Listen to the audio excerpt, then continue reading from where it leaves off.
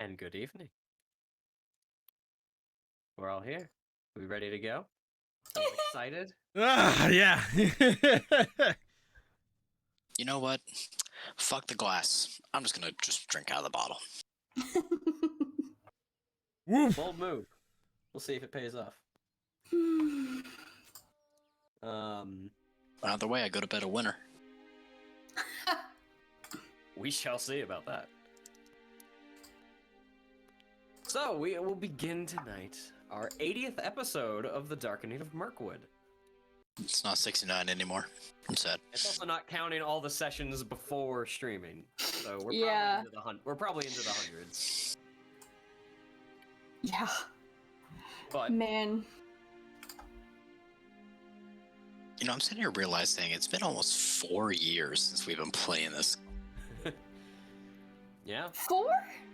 Yeah, we started in October of 2018. At least that's what I remember. Yeah. Oh. So this is going on our 4th year, kids. I'm not ready for this. Can we postpone, like... Oh! Oh, Absolutely not. I'm... think I'm... Oh, crap.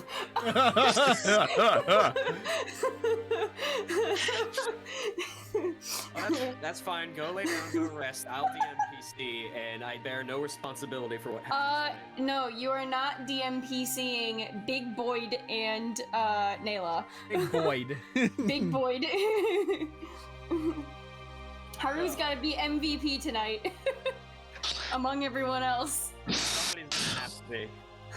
But let's get started with a little bit of a recap from last week. Boy. So with the aid of Haldir and a handful of Galadrim, the Fellowship made their way to Tyrant's Hill, the zenith of what has derived their journey so far. Their main focus, though hard to admit for some, was retrieving and securing the Palantir and not necessarily dealing with the enemy that lies in wait in the fortress.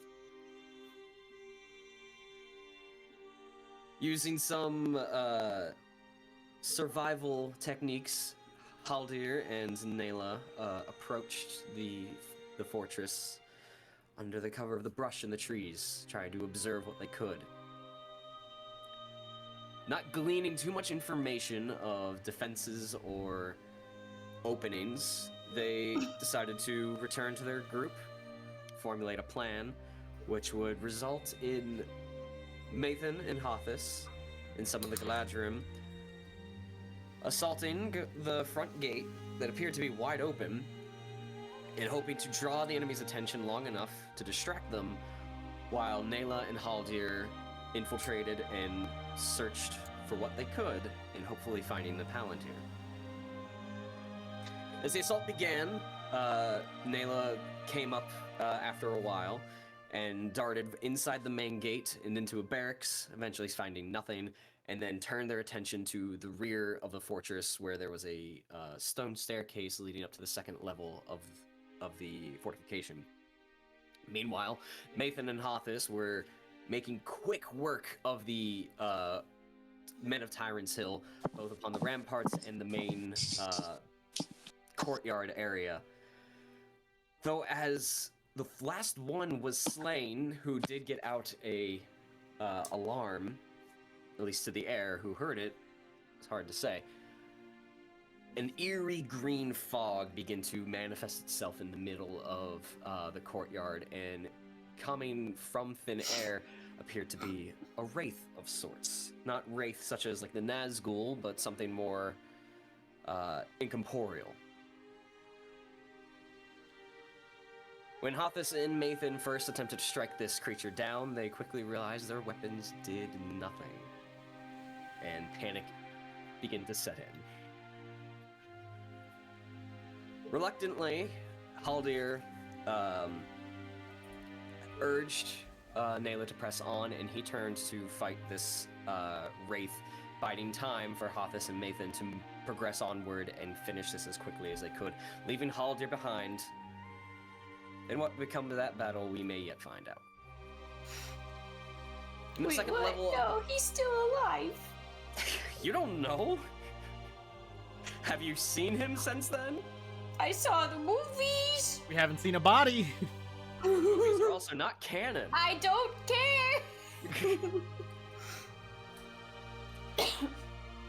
In the second level of the fortress, Nayla and Mathan, somewhat familiar with this area, have seen they've spent a little bit of time here in the past, against their will. Worst hotel ever. They came upon the main keep structure that was attached to a tower that's set above the main wall. Pushing through the main doors and into a very low-lit hall, essentially, they heard the scraping of stone on stone and a very slow, methodical movement sounding like footsteps. All the while, the sky seemed to become more stormy and clouded, with this eerie green light seeming to spill over and illuminating the area. As Hothus progressed forward into the keep, he came face to face with a dwarven creature who hefted the hammer as it sparked across the stone and ignited a luminescent green fire upon the hammerhead, revealing the undead form of a former companion of Nayla and Mathan, Vidar of Erebor. Having some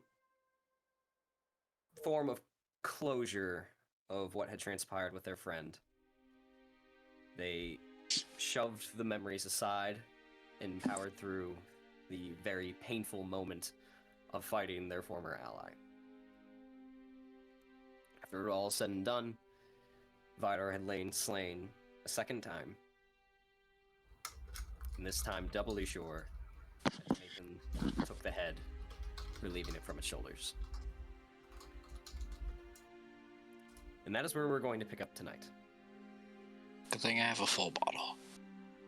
As the three of you sit in the main hall of the keep, Vidar's body lays there, motionless. I feel like I need to say that. I don't know, it may twitch. Finger twitches. Beaten and bloodied. Catching your breath. We are out of initiative order right now. Oh goody, for now. What would you like to do? Cry. Yeah. So Mathan's actually going to take a quick second after cutting off his friend's head. Just kind of like just slump against the wall for a second. Kind of his swords drop beside him, and he just kind of like sits with his head in his hands. I think I said at the end of last time, Nayla is just over, like, I guess Vidar's chest or whatever, and just letting everything out for as long as she can, but knowing right now in the back of her head that time's a ticking, but she's just gonna be human. Hothus will give them a minute, and probably quite literally a minute. Yeah. Yeah. Before he walks over, and he says,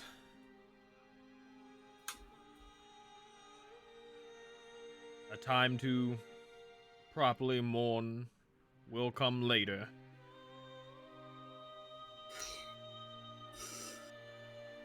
Time is not our friend here."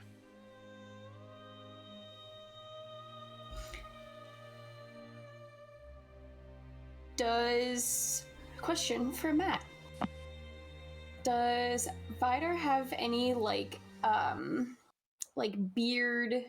Oh, Vidar definitely had a beard. Oh, no, sorry, like those little, like, beard, like, beads, or does he have any other trinkets like that on him? Let me check his inventory. I wasn't sure if narratively he had, like, his beard decorated in a sense or something like sorry, some dwarves. Or otherwise. It's just pimped out with diamonds and shit.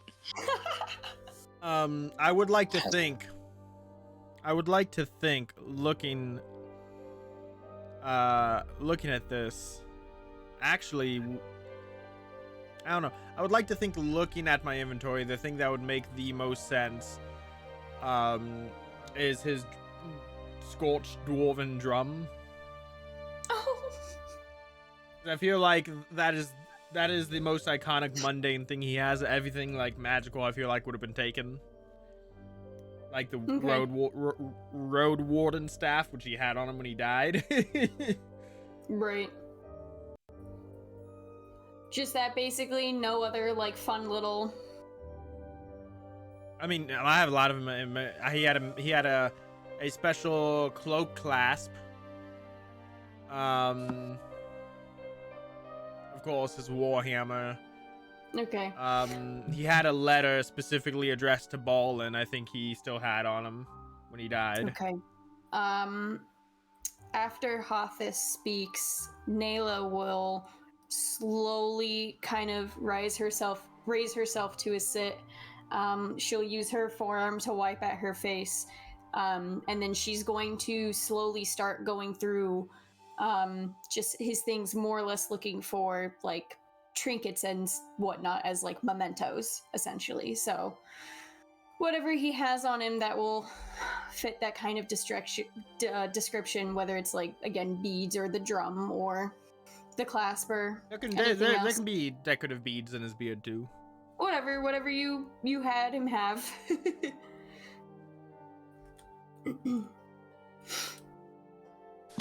Nathan's gonna kind of collect himself as Nayla is.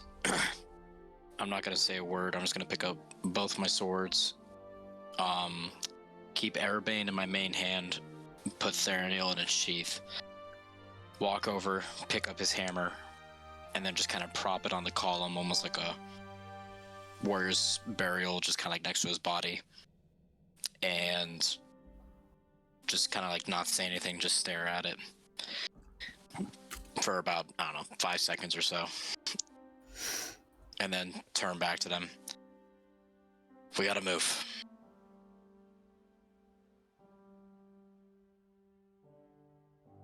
Before we go any further, we need to talk. Out. Nathan, you and I, and Hathis looks down at his arrow-punctured body and little blotches of bruises where the wraiths had struck him. We don't got a lot left in us, Nathan. You and I. The fuck you talking about? I'm still raring to go. I'll take on the first thing that knocks down that fucking door. Hathis puts a hand on your shoulder and he says, "That's good. Harness that fury. But we must keep in mind our objective." The objective is in mind. The Palantir. But, yes, and I am ready to go. So, the sooner we get this done, sooner hopefully Haldir takes care of green, dark, and spooky out there. We can get this done, we can get at this forsaken tower, and do what we have to do with that damn Palantir. Objections? I think the moment we can get our hands on the Palantir, one of us grabs it and retreats. What? I don't know if we have the ability to fight everything else in here and survive, and the Palantir is what's needed.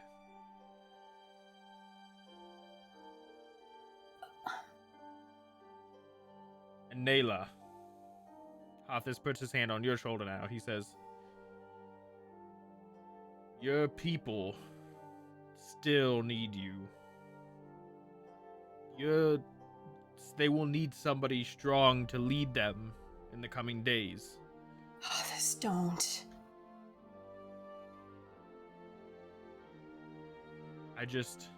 Nayla, be realistic. I think you should be the one to grab the Palantir as soon as you lay eyes on it. You two are not fucking telling me this when we just lost one right here. You want me to now expect to lose both of you next? No. Hopefully not. But we must be We won't. prepared. No. No more. Not losing anyone more.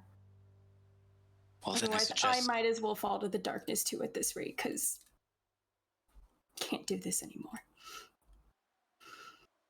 No one's fallen to anything. Let's find this damn Palantir. If we go back, maybe Haldir might have some Athlas salve on him or something that can help. We don't have the time.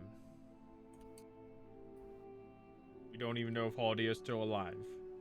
Can everyone shut the fuck up and let's find this Palantir? Let's worry about all this when the time comes to it.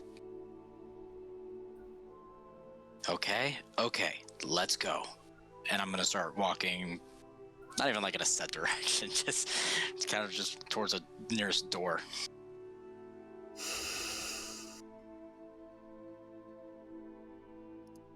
Just to give you guys a reference from what you were in when we last were here. Came in from down Ya through the main gates, main doors, and this hallway area is where Vidar came from.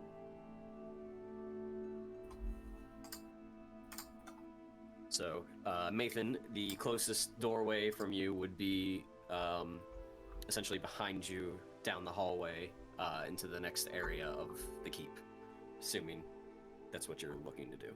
Yeah, which door is that again? It's right behind you. Okay, so kind of like where Vidar kind of like jumped out like the fucking Kool-Aid man. Yeah.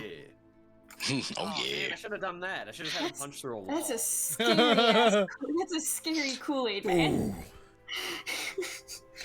That would have been fun. That would have been, I mean... Okay, can I check out that room? Can I check out that room Vidar was in?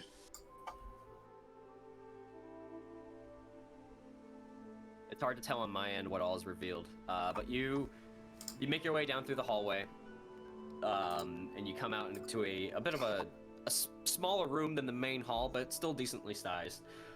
You look about. There's a couple of stone windows scattered about that are mostly just sort of carved out. There's nothing protecting them. It's just right out into the open. And to the right, you see a descending stone staircase in the one corner. And then to your left, you see a spiral stone staircase leading up. Can you reveal that? Yep, I was just finishing. Okay. I find that if I reveal it before I describe things, attention gets pulled to what I might be saying. True. Or pulled away from what I'm saying. So I like to describe it first, then reveal. The DM has learned of his players. I mean, if I was keeping a deadly orb, I'd probably keep it at the top of the tower. And guard it with an undead dwarf.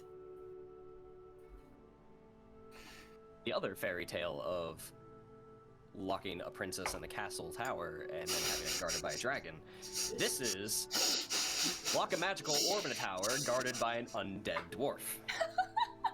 I like it. I like it.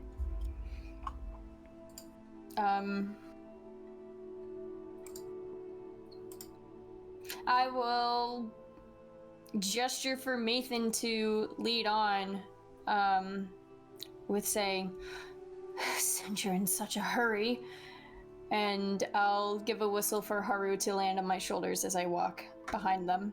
Oh, I'm sorry. Did you want to stay behind and wait for our green friend to come in?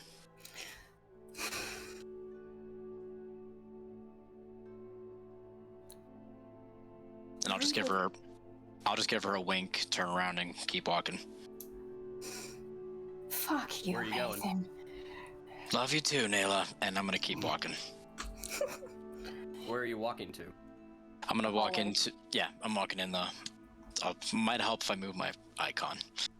You don't necessarily have to move right now. You guys can just tell me where you're going. The map's just up for reference for you guys. Okay, so I'm gonna look at the stairs. It's like, so we can go up or we can go down. I vote up. I concur. Yeah. All right. I feel like Hathis wouldn't say I concur. I agree.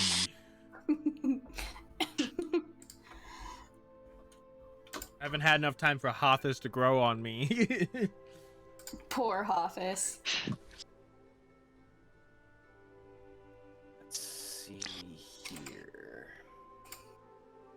Oh man, I'm in somewhere I can die, and Ruthiel's not here to save me. Not saying that in character. I'm just kind of realizing that as I'm sitting here. She's not coming. Oh my god. Never know, No, man. that's fun for now. So let me, real quick, as you guys begin to ascend the spiral staircase.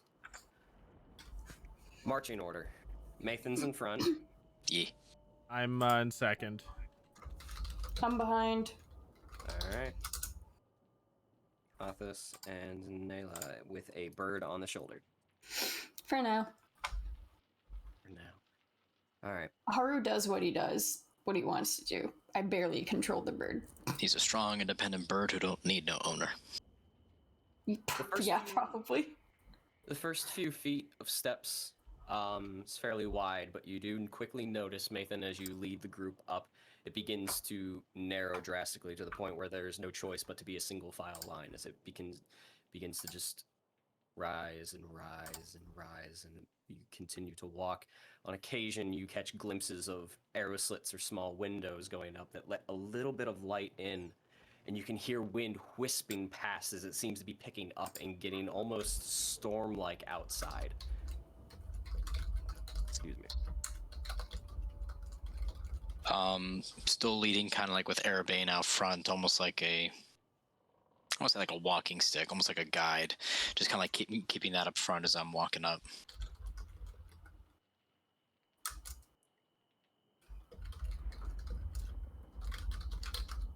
Okay.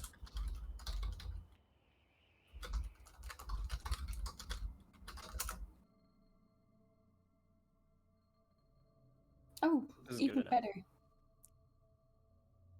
Probably gonna hear random dungeon sounds, which doesn't really apply here, but it's just the same move. You continue to ascend the staircase, and you hear the wind whipping past, and on occasion you hear a rumble of thunder. What light does come through does have this eerie green hue to it. From what you can see, the sun appears to be completely blotted out by any cloud coverages out there. Though it sounds like a storm, it doesn't appear to be one currently raging by any means, but it sounds like one is coming. You swear at moments, all of you, that as you're ascending this, there's strong gusts of wind, and even this stone tower seems to shift and weave ever so slightly. Is anybody doing anything else while they're just walking, or they're just zoned in?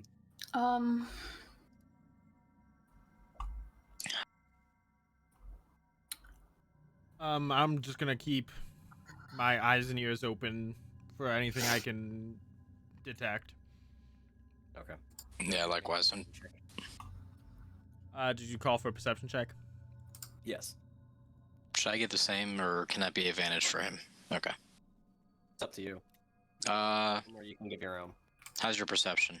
+7. I'm gonna assist you. 22. A lot of the same atmospheric sounds, whistling from the wind. You feel like you're about halfway up the staircase, and you do hear a low murmur through the stonework above you. Sound like people? But it is... It sounds like a voice for sure. It's currently indecipherable, just from the level of stone it has to work through. But it does sound like there is somebody, at least one person, above you. Hothus will grab Mathan's shoulder to stop him, And I'll like kind of like whip my head back at him. and Hothus is just gonna point up above them, and just like he's just gonna throw up 2.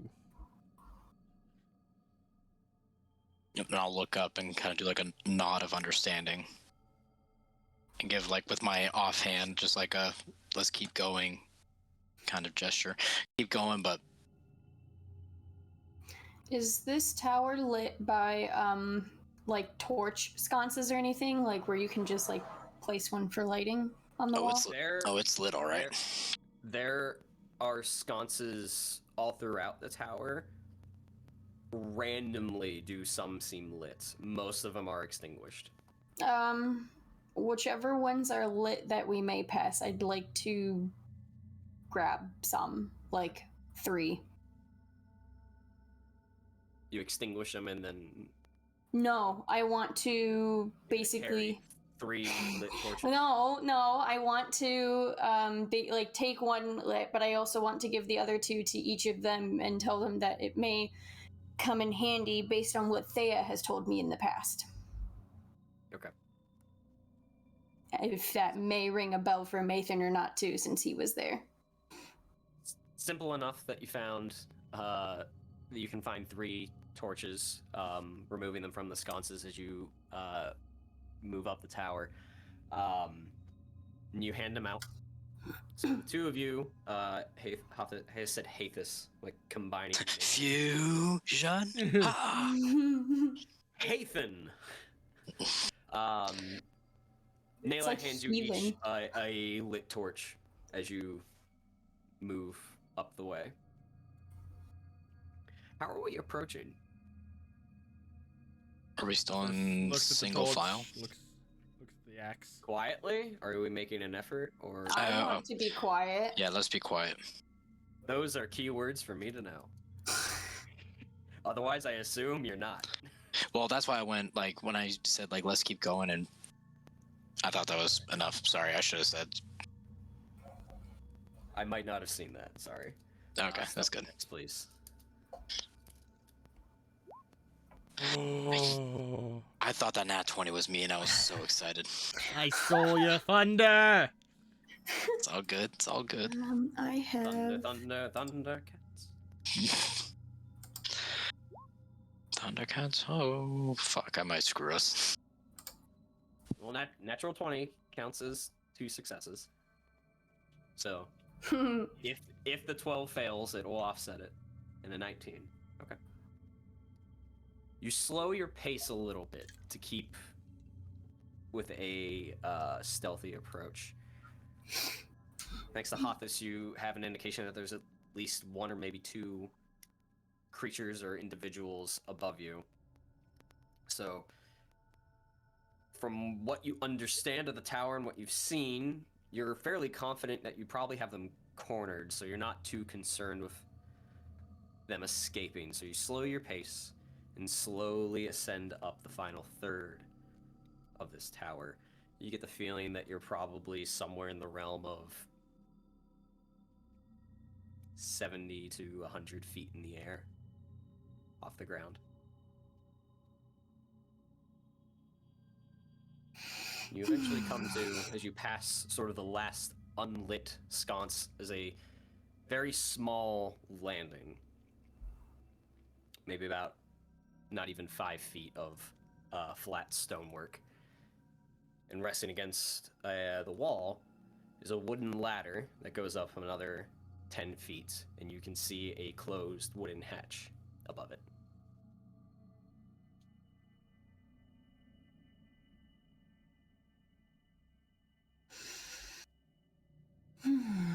Let's see. So who wants to go up the dark, spooky ladder first? As I say in a whisper. Well, it's either gonna be you or me. I'm gonna look at it, kind of get like a smile, and go.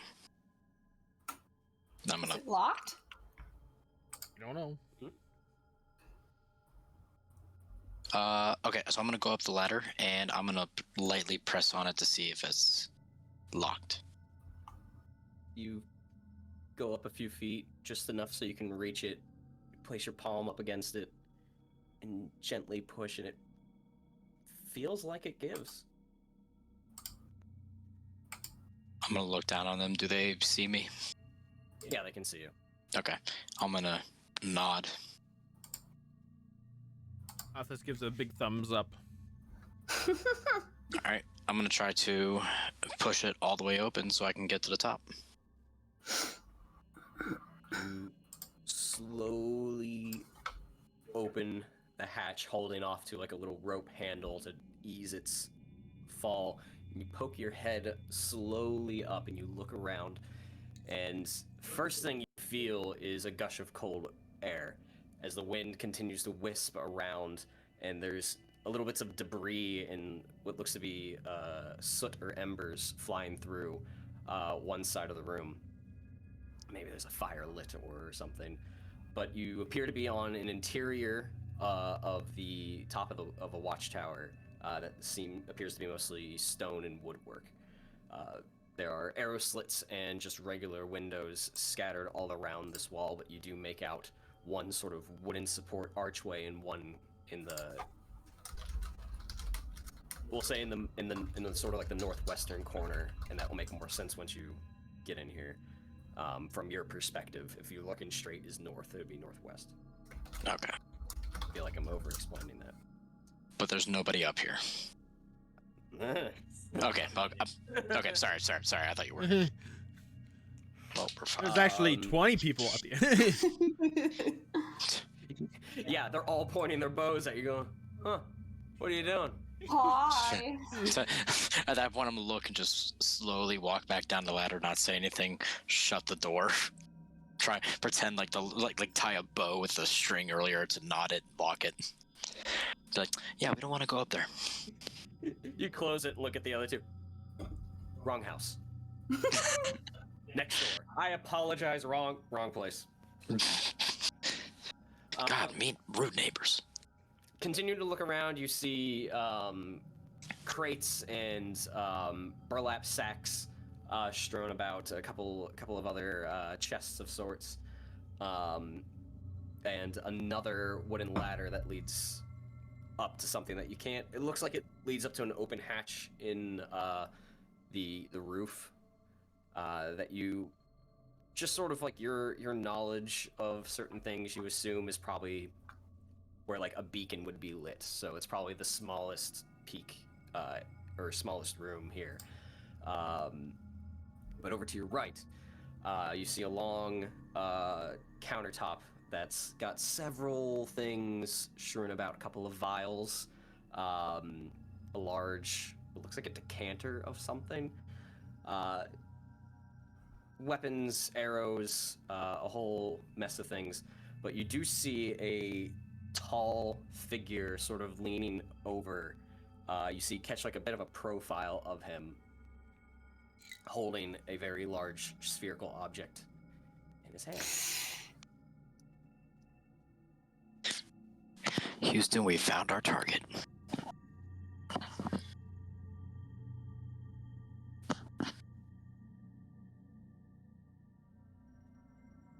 But he doesn't seem to have noticed you.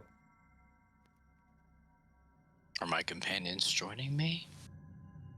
Well, I you're mean- currently you. I was opened- gonna say. You opened the hatch. Oh, okay. I thought it was true. Poked your head through, and that is currently the scan of the room that you see.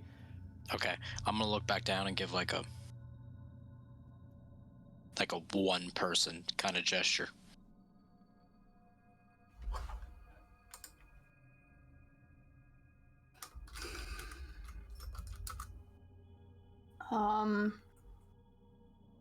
I realized I was on a completely different layer when I tried to show you guys something. Oh. Yep. Yep. Uh, Looking a little fucked up there, buddy.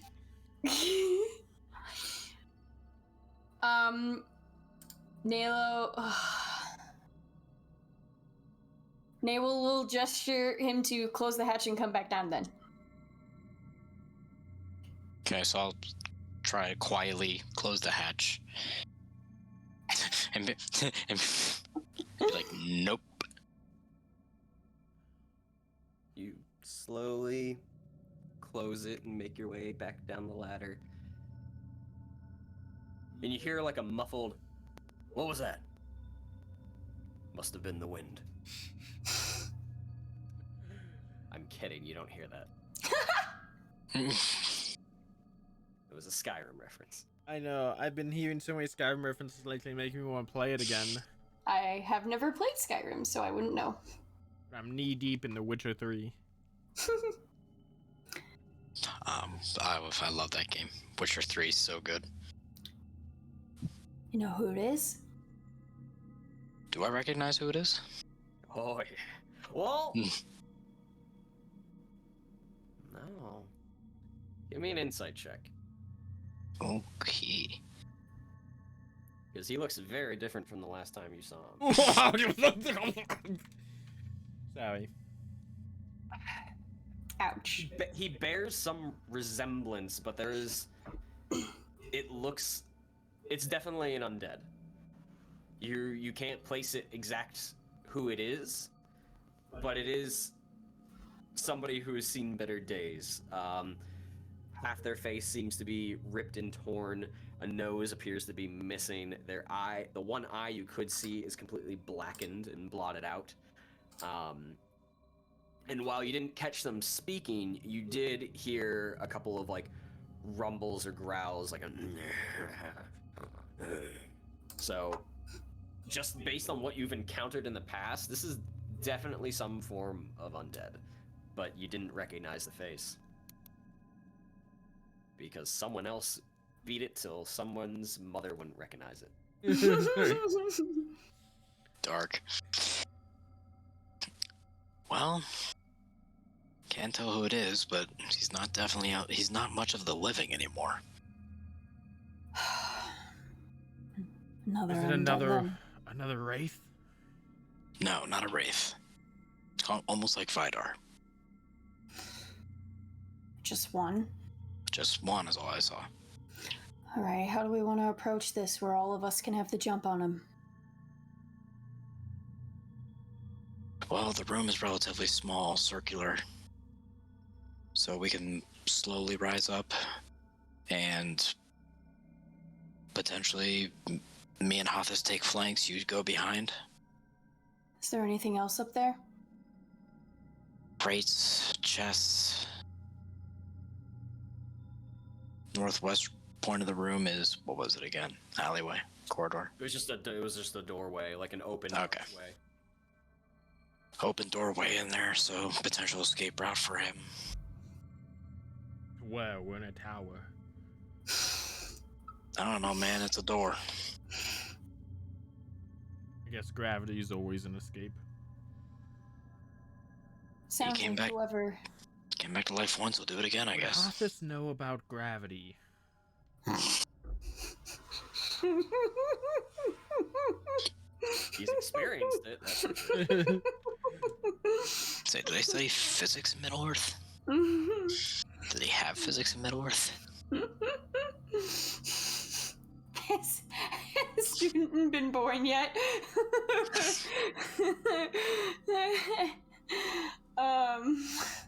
Well, I lost my train of thought. Sorry. No, it's fine. So it almost sounds like the easiest way is whoever is the fastest goes first, while the other two get their bearing and whatnot, climbing up the ladder afterwards, while the first one stalls or something. I don't know. I think we all try to go up the ladder without being discovered as quietly as we can, and if we are discovered, we fight, but we gotta be very careful about how we approach this fight. I don't think any one of us should run in there. No, we need to be smart about this. Yeah. Wait, hold Even on. though it could fuck them up. Nathan, you said there's a doorway? Did you see anything? Like, the Palantir's not in there, right? He would have said Oh, that then. he was holding it. Sorry, forgot to mention that detail. Okay, so we don't want to just try to bypass this. No. Alright, fine. Then... whatever. Let's go up one at a time. Very well then. Oh. This is a wild idea, but bear with me. I go up first. You're both on the ladder. And I just pull the ladder up at this. That'll make a lot of noise, but it'd be cool. But it'd make a lot of noise. Wait, he's holding the Palantir? You hear a couple of floorboards creak. Sounds like footsteps moving around. Too bad it's not sitting somewhere in the room where we could just try to sneak it. Let's just go. Is he... Nayla, you first, since you're the stealthiest, I think. Sure. As long as he's not watching us right now. With the Palantir, he's just like, oh, they're under me. It does require a wisdom save. That That's could true. be just waved. Just who knows? Did the you said that was the top of the watchtower, so there's openings to the outside, right? Look, appear to be. Not enough for a bird to go through, probably. In terms of what, like the windows, or Yeah, you didn't see it? fair enough. But you're going I up have there no right idea. now. All right, nope. I wasn't. Mathan did say there was like an archway, like a doorway, so you would know that most likely could fit a bird. All right, no, it's But anything else, you're not sure. it's fine. Okay, I'll keep Haru on my shoulders, like this whole time, and I'll just I guess I'll go first, and be extra stealthy. Duper duper extra stealthy, huh? All the stealthy. All right. Am I rolling now, or do you need to describe? No, go ahead and give me a stealth check because You have advantage from You Paul. have advantage from Paul. Oh, I don't need it because I already have advantage with two things. Sorry, I'll use it for next roll. The next time you don't have advantage, you can use it. Yes, And the only reason I'm making you roll again is because you guys stopped and discussed for that's fine. a period of time. Yeah, I We know. could have just gone right up there. I 7. was hoping to have come up with a better plan. Honestly, there's not a But I at this point in the engagement, there's not a whole lot of plans. Yeah, I figured it was a long shot, but hey, tried. But I mean, fair. Nayla wouldn't have known what was up there. No, and we all know she's the person who's like, tell me everything. Yeah. Yeah. Could be in the middle of a firefight. Tell me everything. Yeah, what's happening? What's our objective? Who's dying? What are the numbers? Everybody, everyone, shut the fuck up and pull the trigger. So you guys shift your order a bit. You let Nayla squirm her way to the front, to the base of the ladder. Nayla, you climb the ladder probably about 3/4 of the way up, and you hear footsteps. The boards begin to creak again. Coom, coom, coom, coom. So it sounds like it gets not a good distance away, but it sounds like it was walking away. And you wait, and there's some silence beyond the wisping air and a little rumble of thunder every now and again. You count and hold your breath. Place your hand atop the hatch. You slowly open it up and gently rest it as you go to poke your head through, and you rest it on the floor.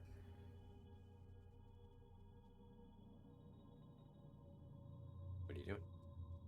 I'm gonna continue up. Alright, you climb up, and you get on top of the floorboards. Okay. I guess what do I? I'm not standing, right? I'm just like, hello? No, you said you went up, so now you're on top. Yeah. Oh, I'm standing. Standing. Okay. You're standing on the floorboards. That's not what you wanted. No. I want to stand, and I would love to take a quick glance around Perception check. everything. Cool. This will be at advantage, because thanks, Paul. Oh, that's a terrible roll for me. All right, as you place your feet on the ground and quickly take in everything you can, you see windows and the arrow slits surrounding sort of like a stone wooden structure that you immediately appear in. Off to your left is that archway that is supported by sort of wood slabs just as a support structure. Okay. You can see that there is a stretch of like a rampart on the outside of that. So there is a little bit of like a walking catwalk rampart outside this immediate room you're in. Okay. Directly in front of you is a brazier, but it is low lit, like it's a dying fire. There's a couple of things scattered around it just for seating purposes. And then there's a ladder resting against the wall that goes up into an open hatch in front of you. Okay. You're right. You see the same counter space that Mathan sort of alluded to, and you see a couple of vials of like opaque bottles, a decanter, some weapons strewn about, but you do see a greenish black orb resting on that counter now as well. Oh.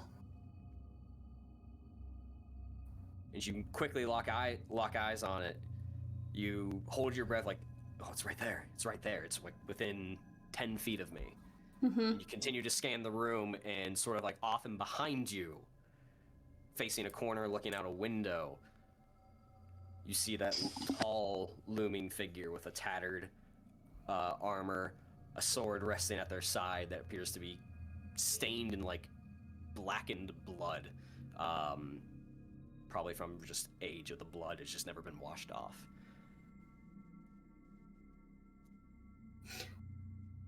Do by the armor, do I recognize who this may be? Give me an insight check. Their back is to you. So That's why I asked by armor. Okay. You see mostly the cloak behind them. Oh, that's fair. Go ahead and go in and insight check.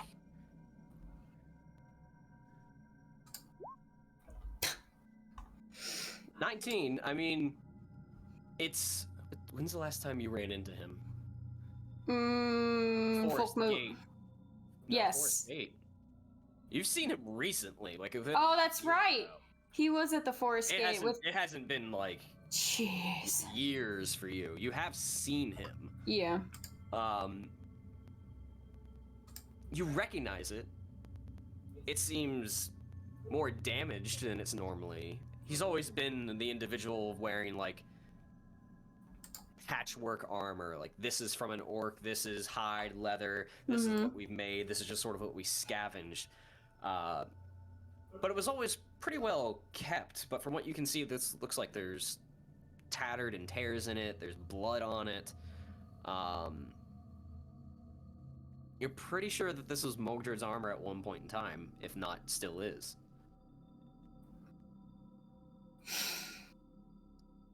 Okay, so not enough to assume, quite really. Okay. I mean, you can assume. Okay. Is the brazier the only thing that is a tool for light? Like, are there other sconces here too? Unlit or lit, or? No, that's pretty much the only light source that you can see, though for the most part this is outside. Oh, right, so, okay. Every wall is filled with windows and arrow slits, and the only way you get more outside is if you walk out the archway onto the rampart catwalk. Okay. But this is pretty much like an outside structure. Okay, so he has his back to everything, technically? He's sort of like 45 degrees turned away from you. Okay. Like off in a corner. He's not directly not facing you, but he is at an angle that it's like if something catches his attention over there, he might catch you in his periphery. So, is the orb in his periphery? Or is that hard to tell? No, you saw it on the counter. Oh, is he? Oh, sorry. I heard periphery and thought possession.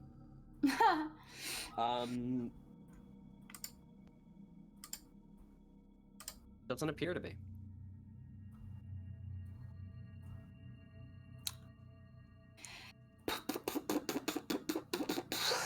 Okay, I'm going to slowly make my way to the orb. I would like to be facing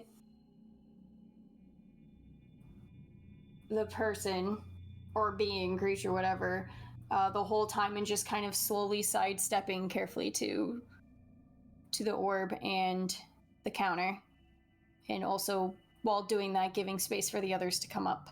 And I would like to... Oh, that's where he is. I see him now on the map. Oh, am I right here on the from the hatch? Yeah, that's the hatch. Whee! Okay, yeah, that's still exactly what I will do. And as I'm doing that right now, I'm gonna have...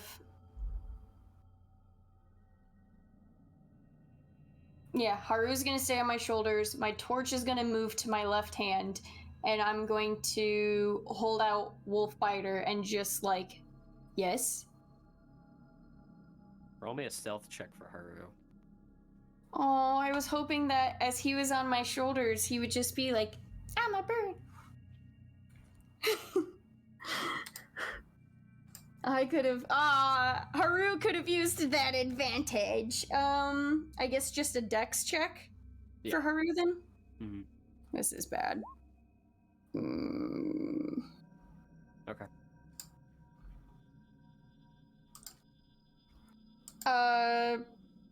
That's that. I'm just gonna, I got fire in one hand and an axe in the other, a bird's on my shoulders, and I'm just sidestep into the orb while facing the back of zombie dude. Zombie dude.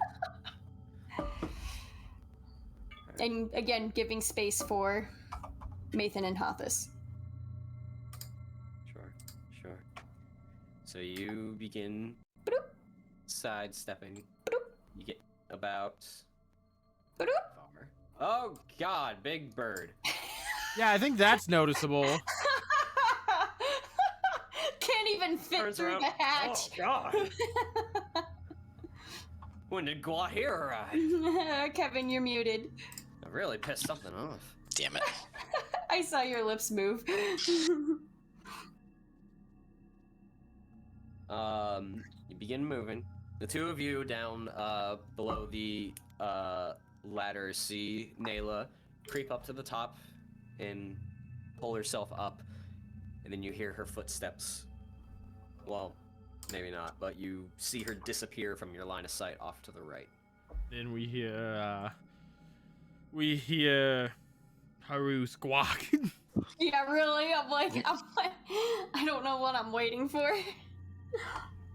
Nayla, as you sidestep and keep your eyes on the individual in the corner, you see in the right hand is hefted a fairly large, like, orc blade. And as you get to one point, you see and hear the blade, the floor. The tip actually smacks the ground, whereas before it was sort of resting in his hand above. And then you see the individual sway a bit and begin to walk towards his right, and you hear, and even you two below, hear the blade dragging as he walks, keeping fixated out the window a little bit, as he appears to just be observing what's transpiring below him. Mathan, you up next?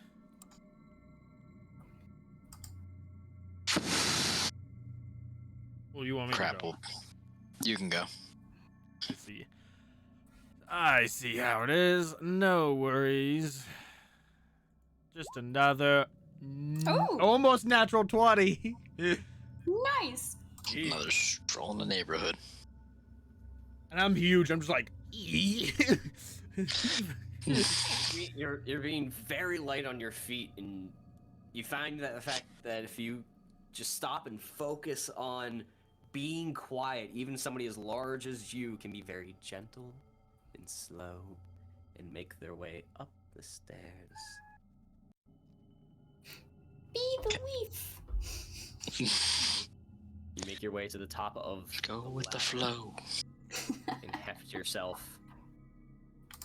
into the next room.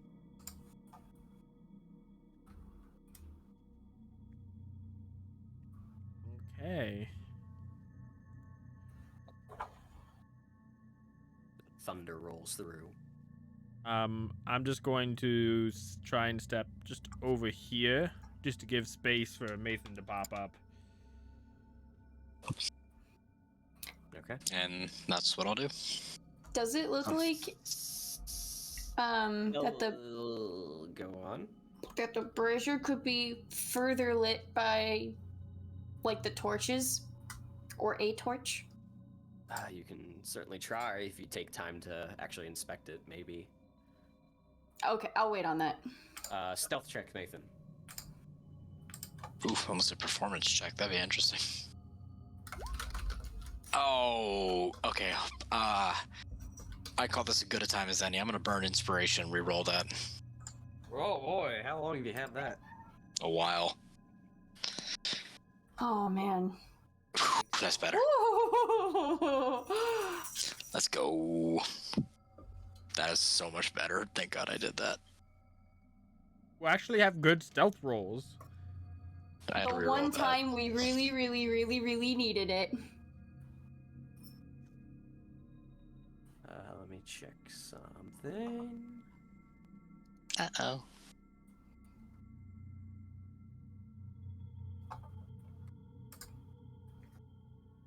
What I thought.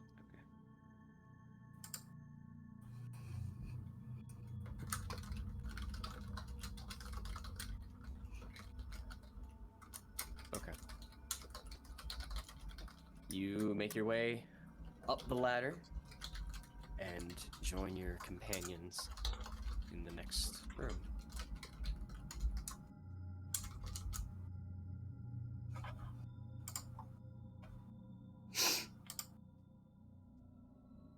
Nayla, Yes. what are you doing? Oh. I'm going to, as I see Hothus come up, I'm going to use my head to gesture toward the orb so that he knows it's there. Arthas just Yes, points you. at himself. Arthas is just going to shrug. And then I would. Yeah, I'll try it. I'm Arthas is gonna take a step.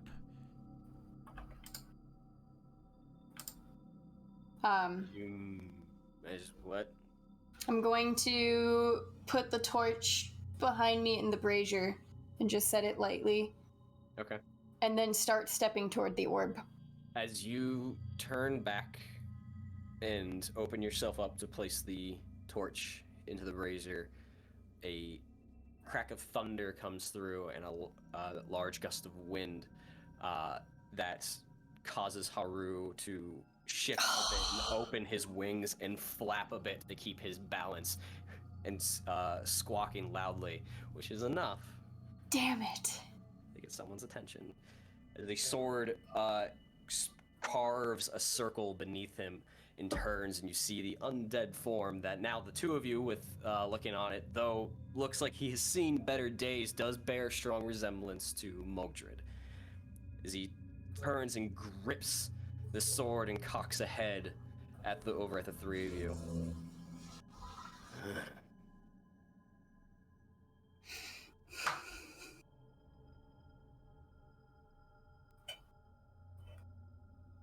Did I end up dropping the torch, or Yeah, you is dropped it still Yeah, you dropped okay? it. Yeah, you did what you were doing. Okay. Okay. I'm going to Steps forward. I'm going to circle still toward the orb with axe still in hand. I'm just saying Mogdrid is like, whew, time hasn't been your friend. And I'm just glaring hardcore at him without speaking a word. Like, eyes are puffy and red from grieving, face is all, but you just see the pure anger and hate from this whole time. Just all in one super hardened, sharp stare. He takes a heavy step forward. Hear the board creak beneath him, and takes another as the sword continues to drag, and he puts out his front right foot and gets beneath the hatch and swings it down and stomps it closed. You've come a long way for that orb.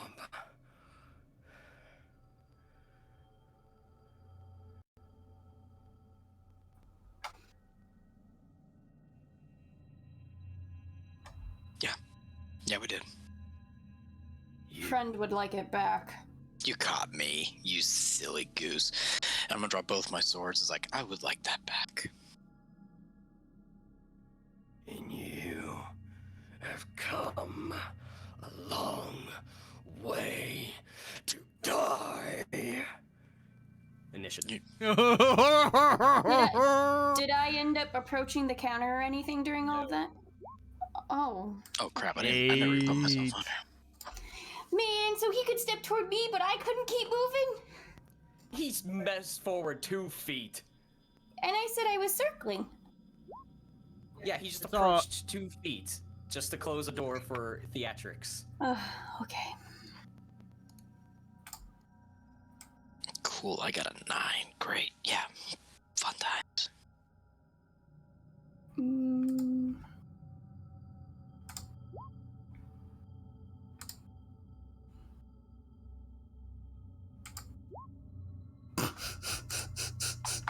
The bird beat all of us. Impressive. All right. Well, initiative is rolled. I You guys have made it here. I think it's funny. Nathan rolled just one better than Harthus on initiative.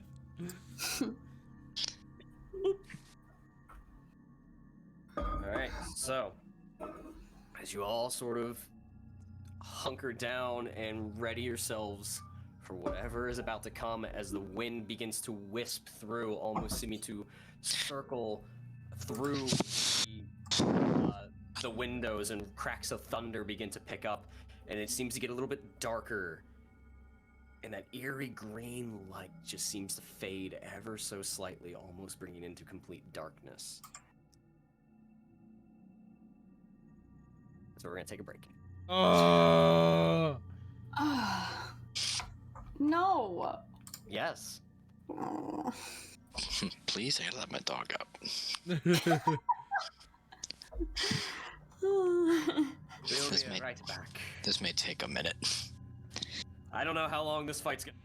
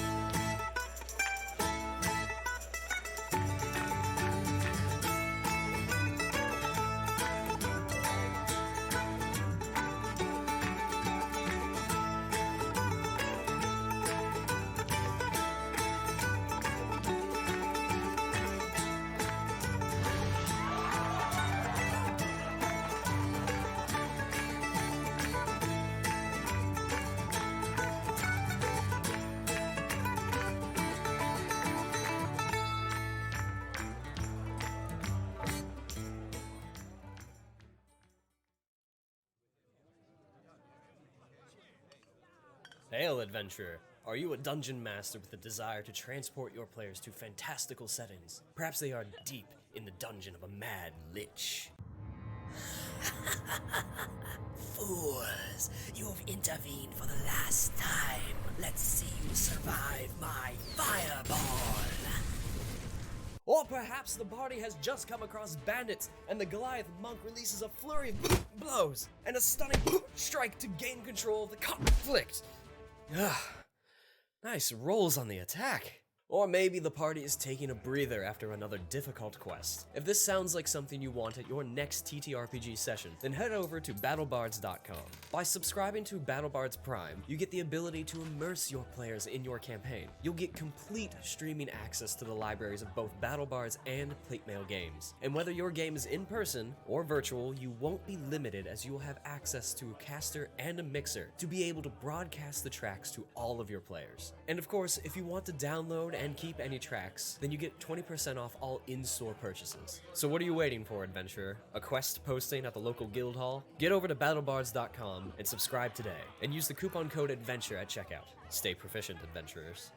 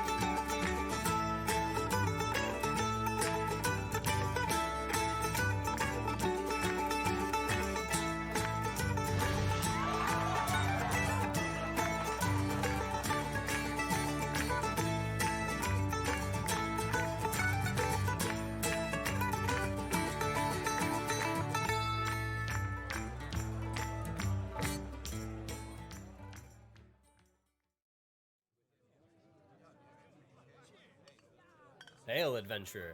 Are you a dungeon master with a desire to transport your players to fantastical settings? Perhaps they are deep in the dungeon of a mad lich. Fools, you have intervened for the last time. Let's see you survive my fireball. Or perhaps the party has just come across bandits, and the Goliath monk releases a flurry of blows and a stunning strike to gain control of the conflict. Nice rolls on the attack. Or maybe the party is taking a breather after another difficult quest. If this sounds like something you want at your next ttrpg session, then head over to battlebards.com.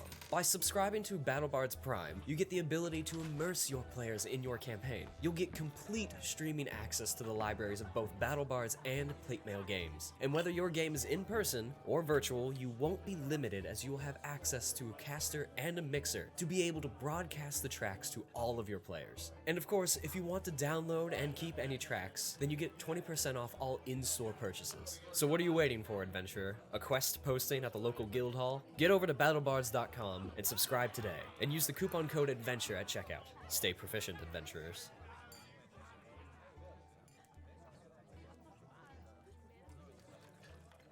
Ooh. All right.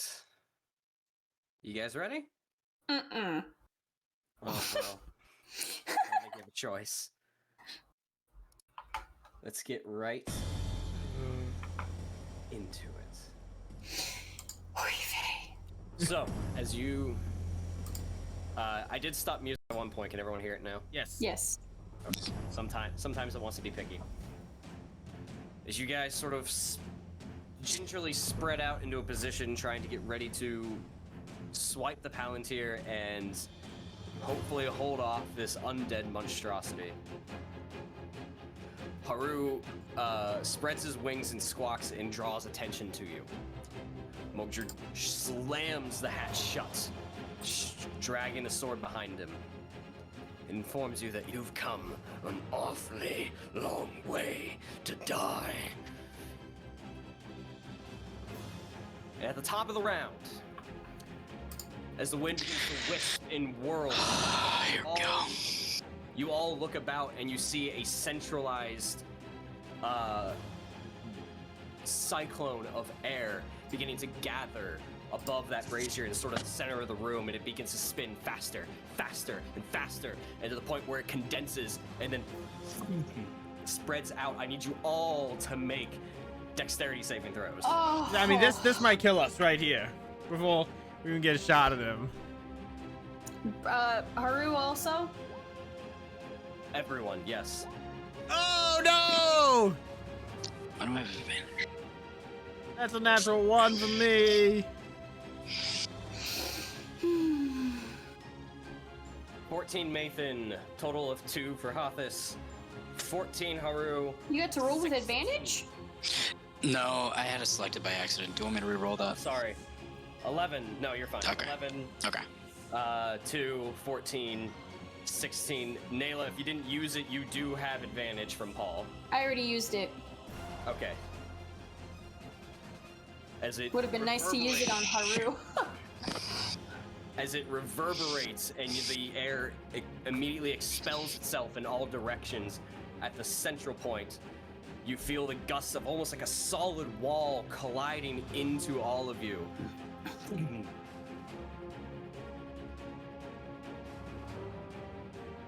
Apis, Mathan, and Haru. The three of you Shit. are unable to withstand this gust of wind, and you each go flying across the room as it pushes you away from your space. Ooh. Ooh. My Ooh. leg. As you collide against Sup, the wall, Haru? and your vision goes white for a split second, and you're just having ringing in your ears. You blink, and it all comes back, and you see as the dust begins to settle, Nayla bearing down, looking down at Mogdrid. Haru.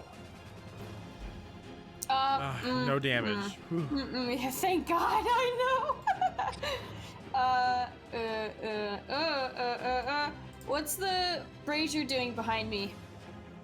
Did it get more lit or anything because of the torch? Not enough time Okay. has passed, no. Is the torch still lit and just sitting there? Yeah. Okay. Haru is going to... Oh no, I don't know what I want to do.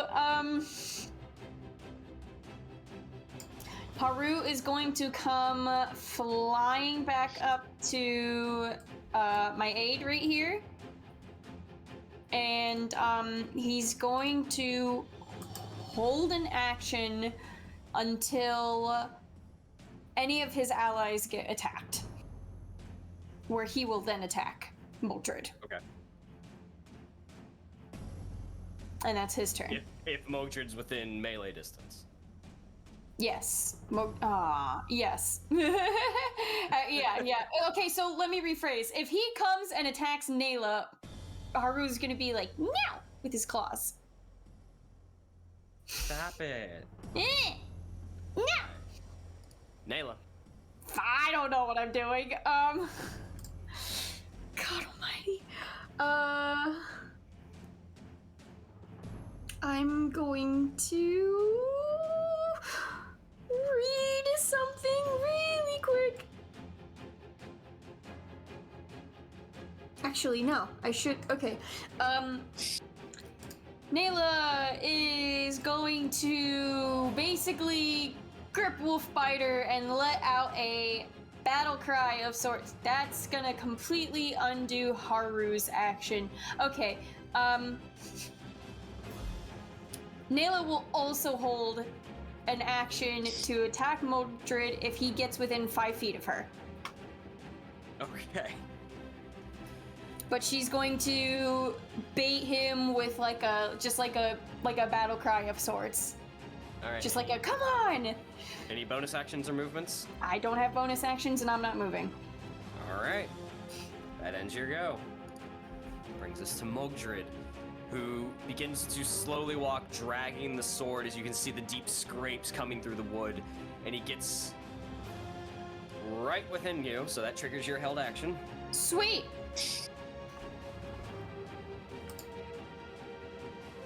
So I will attack with Wolfbiter twice.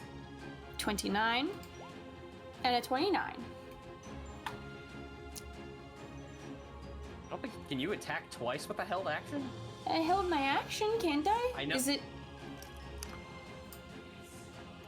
I don't know. I don't hold my actions that much.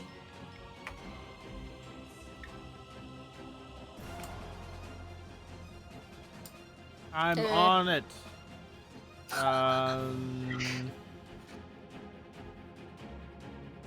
You get the additional attack from You the. only benefit from it when you attack in your turn.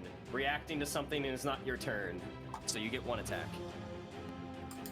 Wait, but I'm not reacting But to it. You use your reaction to hold your action. Because it's So when you out of take your out, turn, like, you don't get multi-attack. Alrighty. Well, it's You- still 29. When you hold your action to attack, you have to use your reaction to actually pull it off. Alright, well, then I guess... This is happening outside of your turn order. Yeah, You I don't understand. attack. I understand. That's... I kind of would poop. Alrighty. Otherwise, that's really OP. Well, 29 will hit. Go ahead and roll damage. that's so... I would have done something differently then. Oh well. 9, and then I'm going to use Bane once I make sure I can once per turn. Oh, is he a servant of the enemy? Oh yeah. Just making sure. Oh, that was a +2 to my attacks too, so that was actually a 31 to hit. Anyways, Yeah, you rolled 2 natural 19s. okay, 1d8 radiant damage for Bane. Go for it.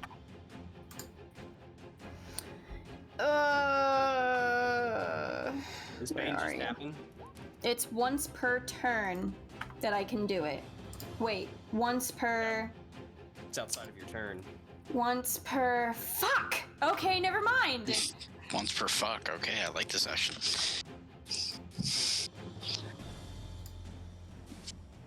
Never mind. It just says once per turn, so I don't know if that means anything more than that. Man, I held my action so Haru could still have his action. Now I see the error of my ways. Well, that's me then. Okay. So as he walks forward and you make a retaliation That was a terrible idea. with Wolf, you do get in under the ribs, but the armor blunts most of it, and you pull it away, and you notice that you've sort of left yourself open as he just wildly. There's no form behind the attack. It just seems like it's all strength at this point as he hefts the sword above his head and brings it down in an arc. It makes 2 attacks. For a 22 and a 21. Uh-huh. Oof. For a total of 23 slashing. Holy shit. The worst mistake I've ever done in this game. And 11 necrotic. Oh, we're gonna fucking die here. And that triggers Haru's held action. Better be worth something. Holy shit, dude. 23 will hit. For 8 piercing. Reduced to 4. That is Mogdrid's turn. Mathan. I was about to say, bitch. Well, after seeing that little flurry, do I just want to risk it all? I mean, after that, we all have the same amount of hit points now. Oh no! Because I fucked up. Hardcore. Lindsay. Let me see how far this is before I make a stupid decision, which I'm going to make. Boom. 10. 25. Okay, so I'm gonna use my movement to go behind Mogdrid with both my swords. Alright. If I held my action, I can't then do a reaction, right? Because that was the whole thing. Correct. Okay. It's been fun, everybody. I'm going to attack. I want to make my attacks. Do I still see him holding the Palantir by any chance? No. Okay. It's on the table. Yeah. Oh, then fuck this. You know what? I'm just gonna be a distraction. Fuck it. I'm gonna attack him. Go for it. With advantage for flanking. Yeah, but oh, okay. So I'll roll another. Okay, so then let me select advantage. That's what I have. Theranil. Shabam. Shabam. And one last shabam. You've rolled so many crits in this crawl. I'm about to die, my man, so I might as well get the hits out I can. 27, 24, 18 just barely hits. And then your offhand bonus action with Theranil for a natural 20. Go ahead and roll damage. Boom. Boom. Boom. And boom.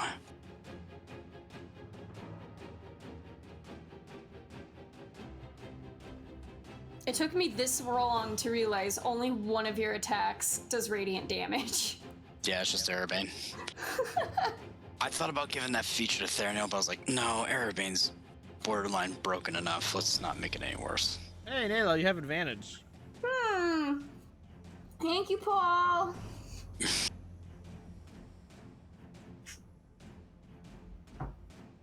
Damn it, roll 20. 1 second. Alright, I need to get otherworldly drunk if I'm gonna be here for the consequences.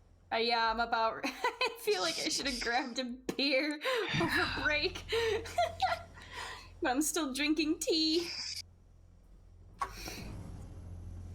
Bear with me, sorry, I messed up the damage calculation. All good, homeboy.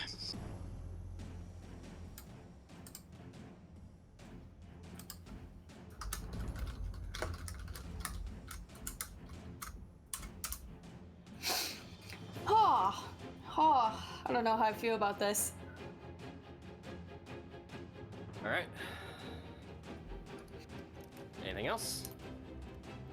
I'm gonna drop my swords, get in the fetal position, and take it like a man. No, I'm kidding. No. What were you gonna say, Excuse DM? me. I was gonna say, perfect! Because at the end of your turn, Mogdrid is going to use his legendary action to turn and make his attack at you. Dick. Oh, Bye, guys. this For a isn't 30 good. to hit. No. I guess that hits. That's 7 slashing and 6 necrotic as you Okay. tear into his back, and Christ.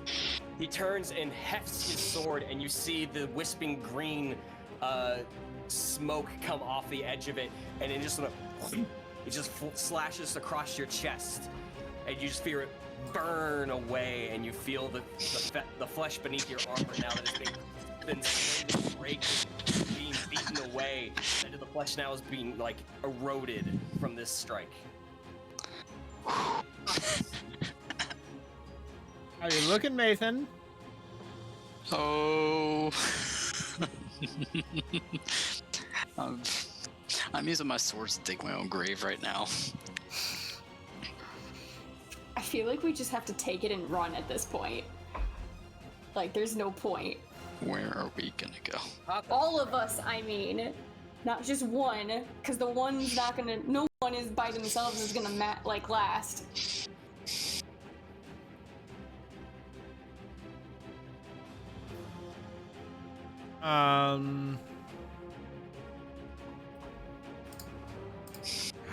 Gosh, Hothus is gonna. What's my movement speed? That's what I thought.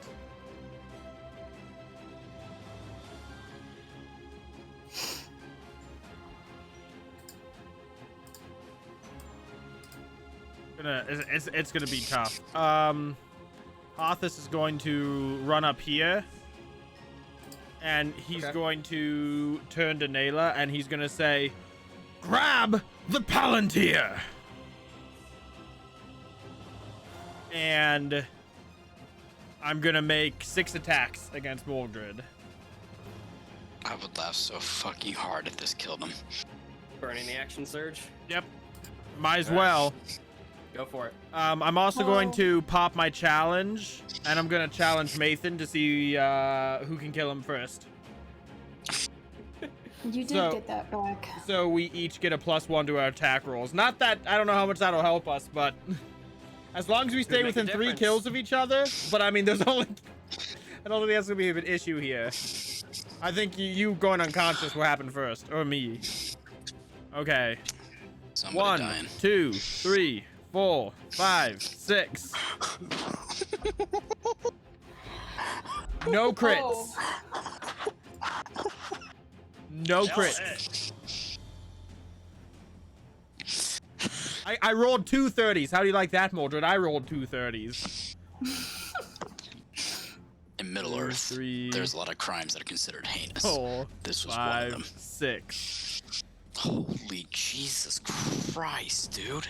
So Hothus just sprints across the room, hammer drawn, and right as he's coming around the brazier, he yells at Nayla. He's like, "Grab the Palantir!" And he leaps over with his action. Just goes, doo, doo, just starts trying just to rend him to pieces.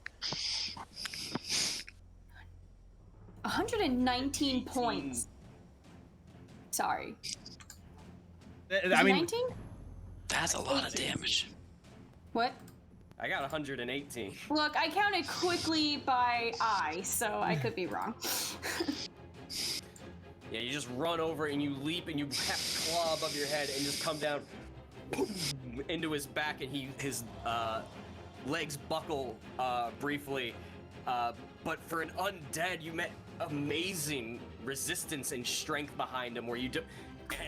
A normal person that you have fought before, this would have driven them into the ground. Yeah. And you pull claw out, and you just go into a flurry of attacks, just beating him away. And he's actually turning to face you in the midst of these attacks. A couple of them he parries off, just barely gracing off of him. But you did a fuck ton of damage. Holy hell. He just turns to me, he says, "You're done throwing a tantrum." That's how I feel. Ugh, okay. I mean, that's it. That's all I can do is just do damage. I thought about grabbing the Palantir so we'd have it, but I needed to do damage. All right. And you did it. End of your turn, Hothus. Just check. Yep. As he was turning to take the brunt of all his attacks and parries a couple of them off, after your last one, claw sinks into the floorboards as you try to catch your breath, and he raises his sword, using his legendary action to make an attack against you. Yeah, that's fair. Just tell me how much damage, 'cause he's gonna hit. 21, yeah. 15 slashing and 3 necrotic. Okay. And then 3 necrotic. Okay. Hothus. Hothus is still up. Looking fucked up, but still up. Top of the round, you feel and hear the wind begin to wisp and whirl once more. As you hear it whistling past, and you almost swear in a couple of them you hear the moans or even just the screams of the dead and the damned, very faint and echoed far away. But it picks up, and it builds, and it builds, and it swirls until there's a moment of brief silence. And it bursts yet again. I need everyone to make corruption saving throws. Oh. Well, okay, I can't do that with the bird. It's just It's basically just a wisdom save, but you can be proficient in corruption saves. So just do a wisdom check for it. Oh. I am. Okay. Oh wait, do I haven't? No, I already used my Indomitable. Yes.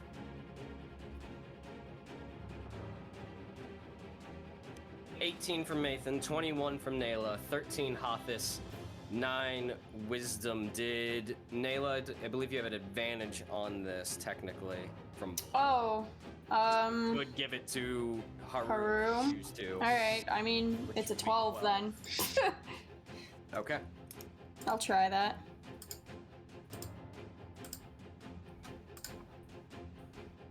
As you feel the air compress and then unleash itself, everyone's vision briefly goes dark. Nayla, in the darkness of this vision, I don't like this. scene begins to take shape. Off in the distance, you see a lone tree in a rolling green field. And you feel compelled to hold to it in an instant. And you walk up and you see a lone individual dressed in hides and furs, the bow and quiver on the back, and a bit of medium length brown hair. And as you get up to them, they turn, and you recognize a face that you have not seen in many years. The face of the one you were betrothed to. The one that was forced your hand into exile by killing him as he was taking hold of the shadow. But the vision you see here is of the memory that you have and hold of him, not of what he became. And he takes a step forward and places his hand gently upon the side of your face.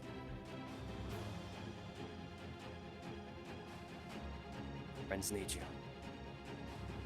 Return to them, make our people proud, and you are pulled out of this vision, and you come all the way back. You gain inspiration. Okay. Nice. Mathan. I mean that's a pretty good roll, Nathan. Yeah. We'll see. In the darkness, in the briefest of moments, you find yourself around a lone campfire, where there's just shadow beyond what is not illuminated from the fire. And after a moment of sitting there alone, or what seems like a moment, soon another shape appears opposite of you. One that you recognize as Morrowind, essentially your caretaker when your parents left. And then and eventually, your father himself, Adriel. And then Theraneal. And then all the other rangers that you have met along your way of this journey. As they all stand and draw their blades and heft them to the center of the blades pointing up, lowering them. Go forth, child of Anor. Redeem our people. Take our strength with you. And you are pulled out, and you gain inspiration. Ooh. Hotness. Oh no. In the darkness, you see a rolling amber, brownish hillside of long grass as the wind pushes it aside, and it draws your attention to a flowing river and a large rock that pierces out from the center of it that splits it. And you recognize it as the Karok. And in a moment, as you approach it, you see a looming figure atop of it, a very large figure that you take to be Bjorn. And as you ascend this rock, this symbol of a home for the Bjornings, you are greeted not by Bjorn, but a large, looming, obese orc who seems to be holding the head of Bjorn. And he turns to you and hefts it at your feet. Your home will burn! And you're pulled out of your vision, but you are stunned. Oh, I lose my. Oh no. That's it. GG. That's it for me. Haru is also stunned. Awesome. Haru's turn comes. Crap. I needed his turn. And that ends his turn. Nayla. Okay,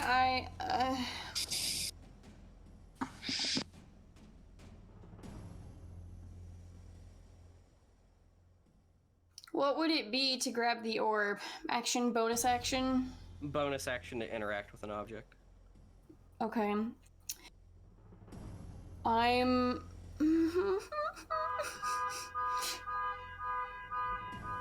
gonna close my window after this. We're trying to have an intense D&D session.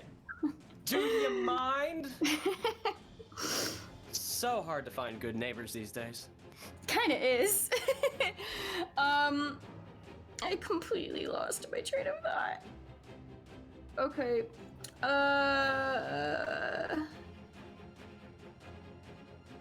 Alright, I'm going to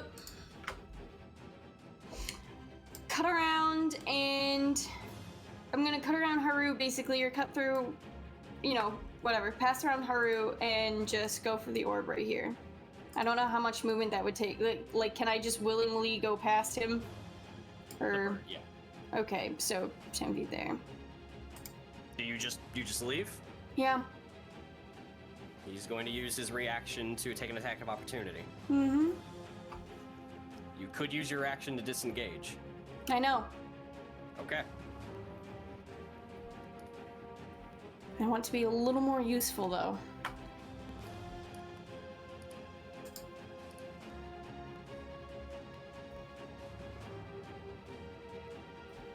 Though that might not matter.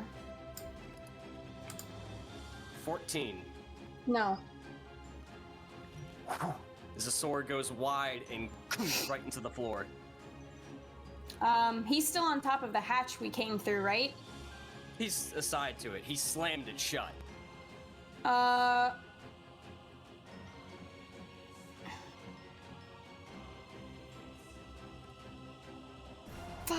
Okay. Alright, but I have the orb. Alright, so you use your bonus action to grab the orb. Okay, and then... One free hand. Go ahead and give me an intelligence check.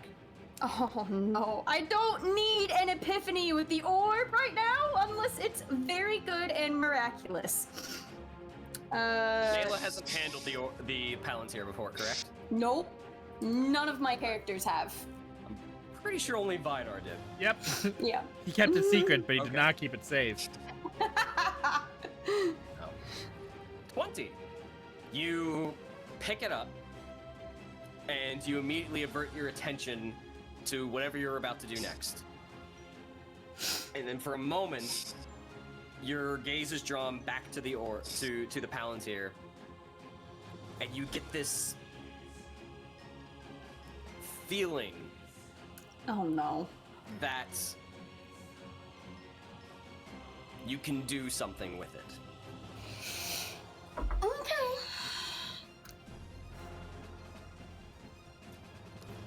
Without attuning to it, you don't know what, but you can still try to do something with it if you choose to.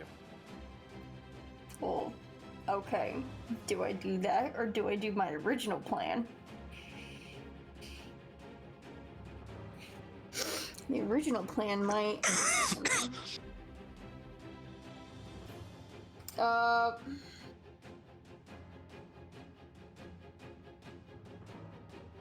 No. Okay. I'll do my original plan.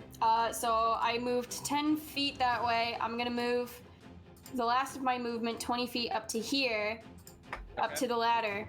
But with the Palantir in one arm, and then, sorry, I had put Wolffighter away while, you know, Yeah. running. So with the other free hand, I'm gonna grab the Great War Horn, and I'm just gonna blow it. And that is my action to use it, where my allies can use their reaction to get 2d6 plus 4 hit points. All right.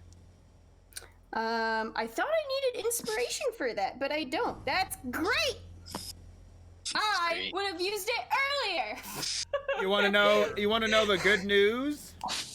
What? I can't use reactions because I'm stunned. Well, you can still... It won't go away Yeah. this round, so. Yeah, it Okay. doesn't... Yeah, it doesn't have a time, a deadline or anything. You're thinking just- of your last horn, Nayla. Your other one has an inspiration Yes. requirement. God, I could have been healing our asses this whole time. Oh, well, but it's once per short rest, so not really. Ah. So wait, we So- can't use it this battle? No, Oh, we you can. can. So she Okay. she runs over, she swipes the Palantir, and she pulls out the Woodman Warhorn and lets it sound, and it reverberates from the watchtower.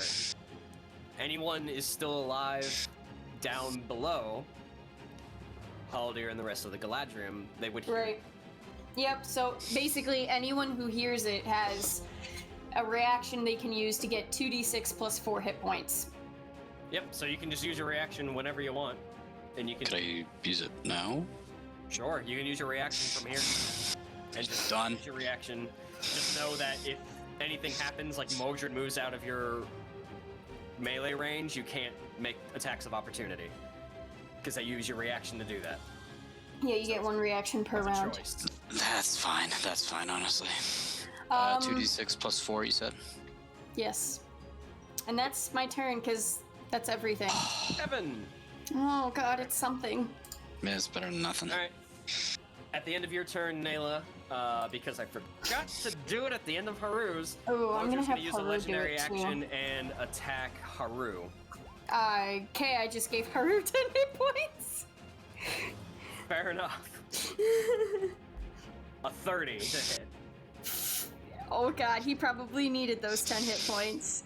12 he's now at- slashing He just lost those 10 hit points. and Yeah. 8 necrotic. Damn. So 20 points of damage. Oh no. Well, okay. That's not good. Alright.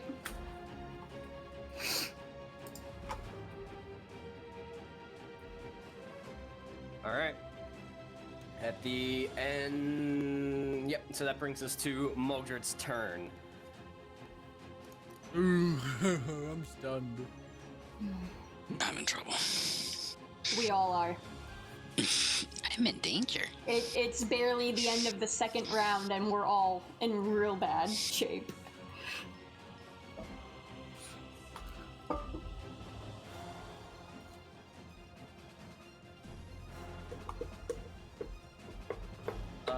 And Mogdrid, after seeing things transpire, sees Hothus rest his axe at his side and sort of just glaze over and just sort of sway there for a bit.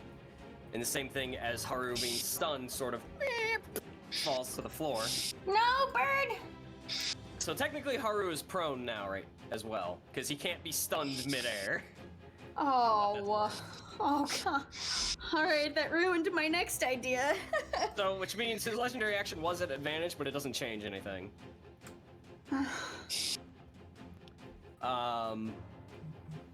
But he's going to turn towards Mathan,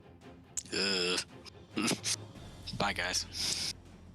and you see him take a few steps forward, and as his mouth opens, you see the muscle and the tendons just stretch, and a few of them, you swear, snap, and the jaw goes a little slack-jawed. I will burn everything that you hold dear in this world. I need you to make a wisdom saving throw. Okie dokie. Let me turn off advantage. Ooh, burning inspiration for that one. Do you have Indomitable? I do. You can I forgot use about that. Yeah, just use Indomitable. Ugh, now you damn can it. use inspiration. No, I don't see it getting much better. Fuck. If I live, I want to save it for something. I was gonna say, if you live, then you lose the chance if you don't live. Oh, hold on. Fuck you, Lindsay, and your logic. Yeah. Fuck it. Let's get a worse roll, shall we? Don't you dare. Hey! One! Oh, you had to fight God. for it. Oh my God. The sheer sight of him in this new form, and as he just approaches, and just the sheer will behind this of unmoving after Hothus's attacks, a bit of you pulls back in legitimate fear of this individual. And then you think about what you had just seen in that brief vision, knowing that the Dunedain behind you, the ones that have raised you and got you to this point, are behind you, including Theranil. And you shrug off the sight and you stand your ground. God. That ends his turn. Oh my god, your mic. Sorry. Oh no, you're good. This is your captain speaking. We're experiencing some turbulence.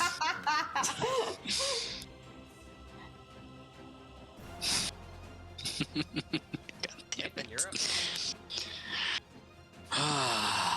Nayla has a Palantir, right? Mm-hmm. Yes.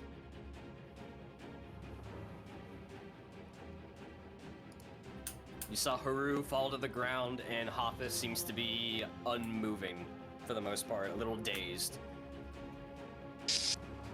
Goodbye, guys. Do I still have advantage from flanking? No one is No. flanking him. I booked it. What if I go, yeah, haha. Hothus is not threatening him. Hothus, you fuck. I'm stunned. What do you want me to do? Get unstunned. Give me a second.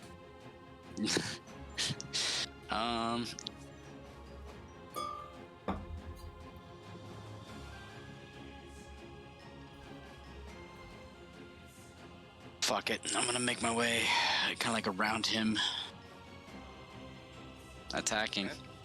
I want my friends a chance to escape. Go for it. Boom. Shebang. Shebang. And another shebang. Ooh. 18 and the 25 will hit. Slashy, slashy.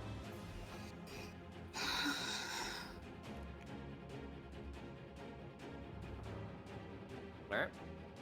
Did I do something? You connected. Yay. Damage. Yay.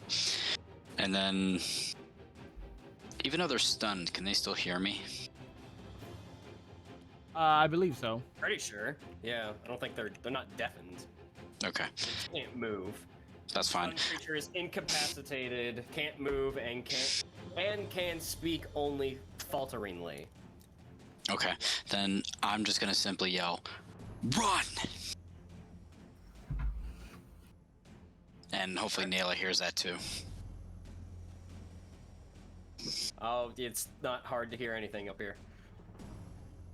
Never know, just saying. At the end of your turn, Mogdrid is going to make a legendary action. Use a legendary action to make at you, Mathan.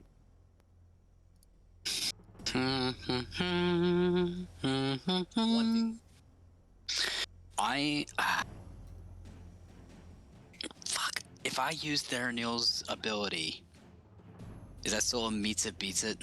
What's your base AC? With my dual swords, it's 18 plus 2 would be 20. The attack will still hit. Damn it. Okay. 11 slashing and 6 necrotic. Down. As you maneuver around Mogdrid trying to make the attacks, and a couple of them he's parrying off, though sort of wildly.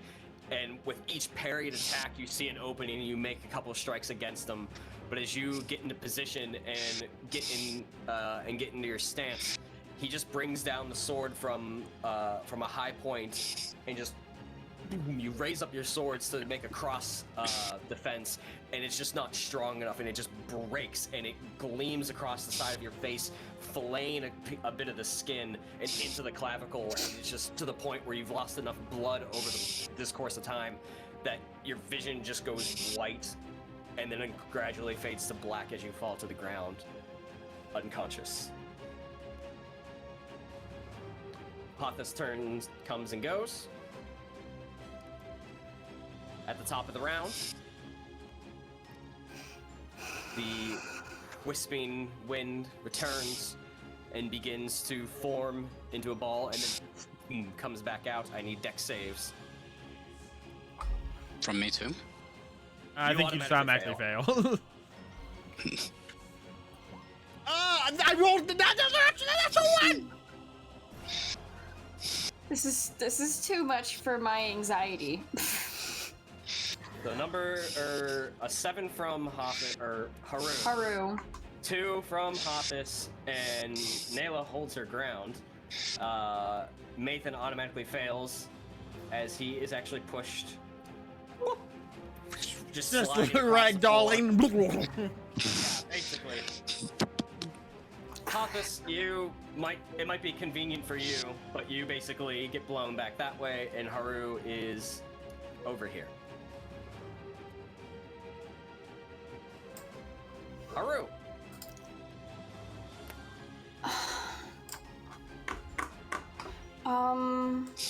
Well, he's on the ground, so he has to use half of his movement to get back in the air.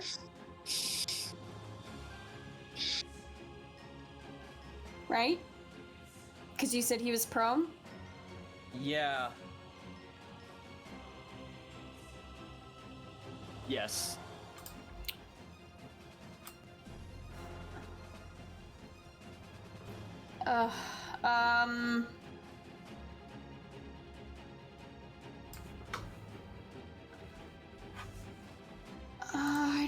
what this bird should do other than not die.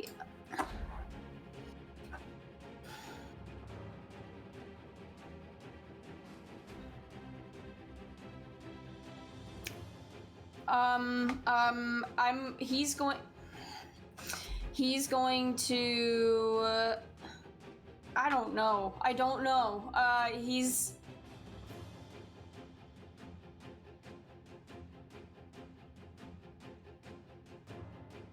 Hey, buddy.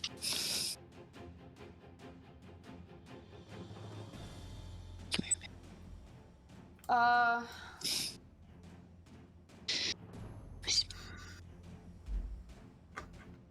I have no idea. What does this help action do again? It gives advantage on somebody performing a particular action if you're trying to help in an attack, because he's a bird and can only really make melee attacks. I require him to be within melee range of the target that whoever you would be aiding would be attacking. No, Nayla's gonna whistle for him to come, I guess, but he can only go 20 feet up to here. Okay. Nayla. What does anything on the counter, the vials and everything, does any of that look like something of healing capabilities or otherwise?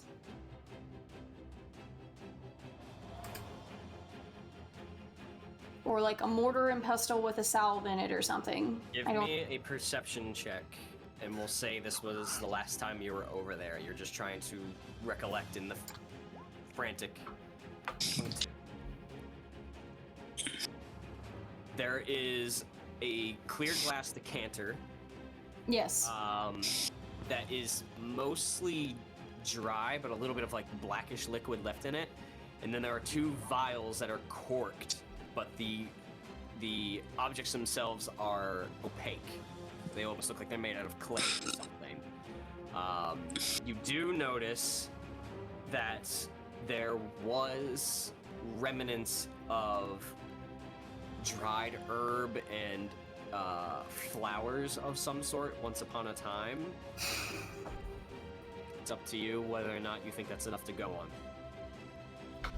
I've been practically wasting my turns every round. I don't know what to do. Listen to Mathan and run.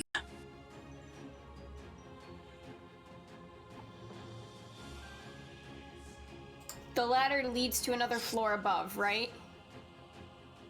It does, yes.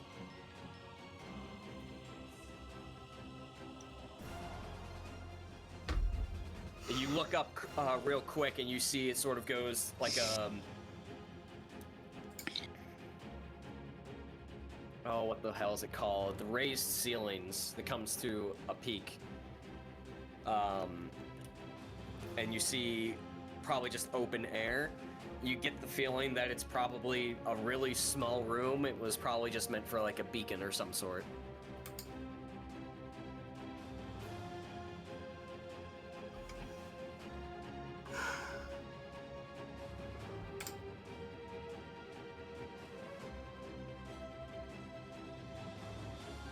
This is a stupid idea.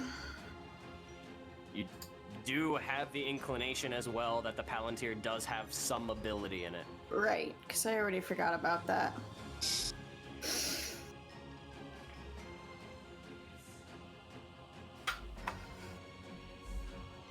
Yeah, I'll look into it. Why not? Okay. I've got it in my arm and she's just like, something, please! And she's just desperate. Give me a wisdom check.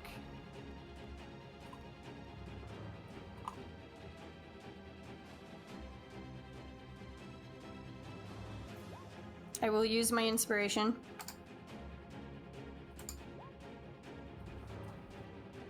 $17.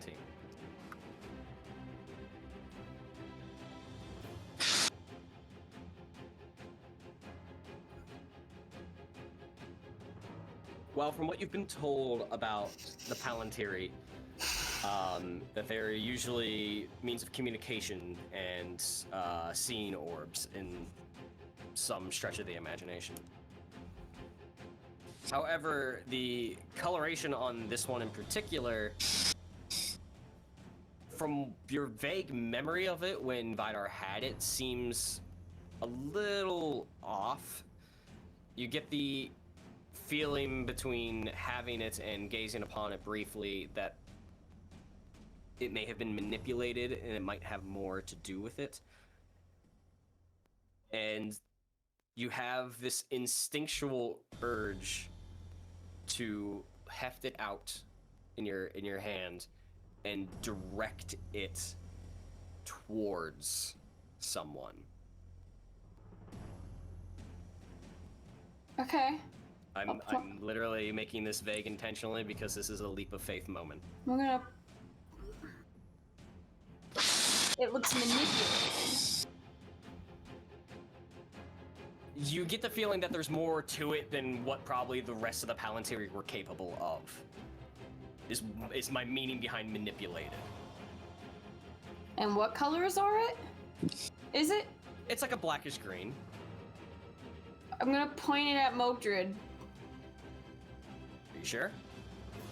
No! Why would you ask me that?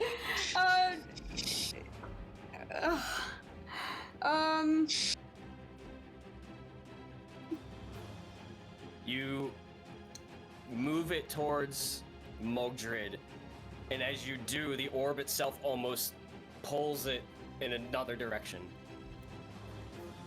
Okay, Like it then... doesn't, like it's not pulling you there. Then, I mean, she's gonna let it tell her what to do because she's just desperate and she like, so she'll hold it and she's just like, something, please. And then she just like goes like, ah! And then she'll let it do whatever.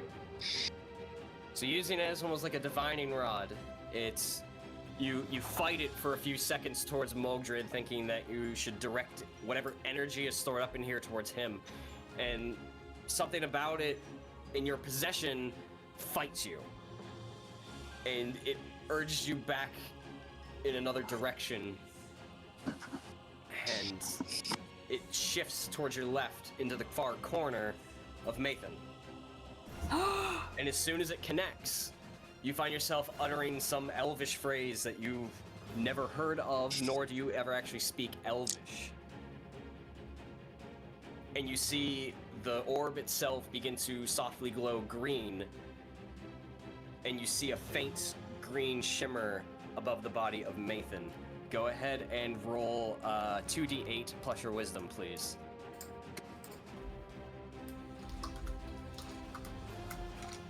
I'm gonna wait till this whole narrative is complete because I may be being brought back as a dick. 6. Could have been better. But it is enough. As you see that shimmering green just hovering above him, down into him through the nose, the mouth, and the ears, and the eyes, as it pumps through his body, and you see the chest rise. Mathan, you heal 6 hit points and come back to consciousness. So, because I was at -1, I'm back to 5. No, you're back. No, you're at 6. There's no negatives. Oh, You just go to 0. one better, baby. Was that an action? That was your action, Nayla. Yeah, and that's all I did so far. Yes. I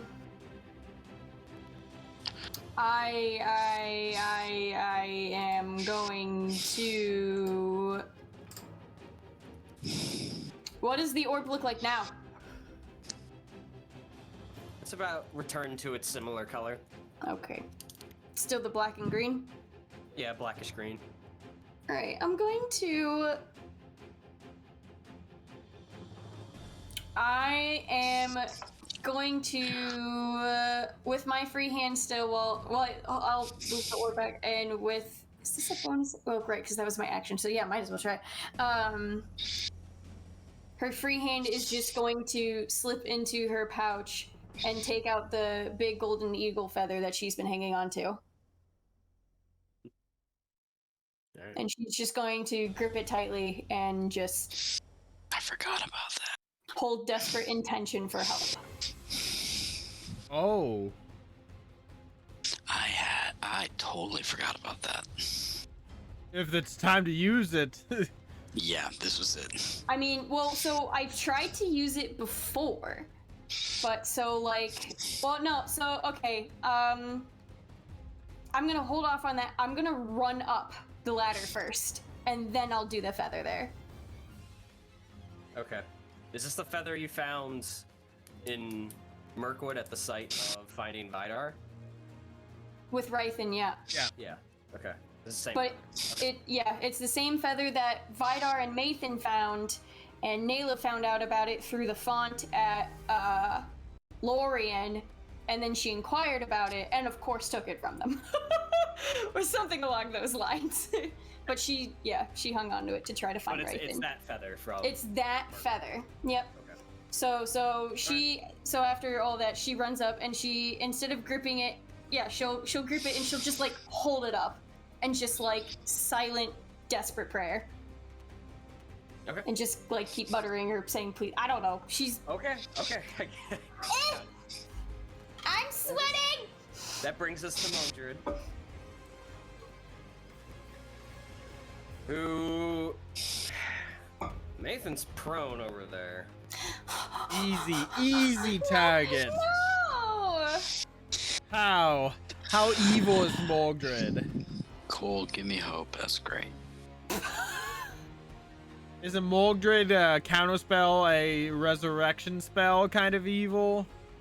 I've done that as a DM. I've counterspelled a player's resurrection spell. You guys have only faced one boss that actually had counterspell, and that was Adrahil. And I killed him. Because he counterspelled a heal. That's right. So Nayla, you went up to the next floor. Yeah, I'm up on the next floor, which was probably a bad idea, but whatever. I'm just gonna move you off there real quick, just so I know. Fuck.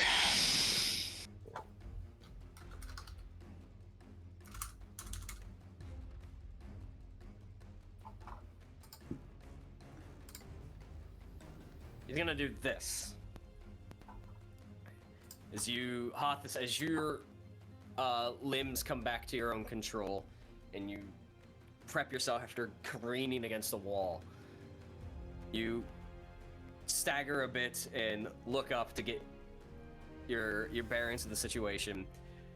And Mogdrid turns around in both sort of like your and Mathan's direction, and he locks eyes with you and makes his way over towards Mathan, and he's just staring you down, Hothus, as he hefts the sword and is just continuing to look at you. And you can see, even though like half of his face is mostly, you can just see his teeth and the muscle is just there, you swear you make out the most dickish smirk of cockiness. If an undead could do that. I need you to make a wisdom saving throw. Oh. As he's going in the direction of your companion. I don't care and about he's my using his strike companion. fear. I do care about my companion. Fuck you too, Matt.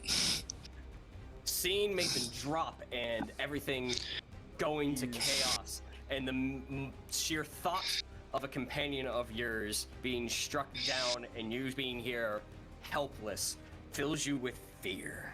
Oh. You are frightened. Oh my god. That is the worst. I've determined that is the worst condition for a melee fighter. That's his turn, but he does use his movement to corner Mathan. I gotta reroll.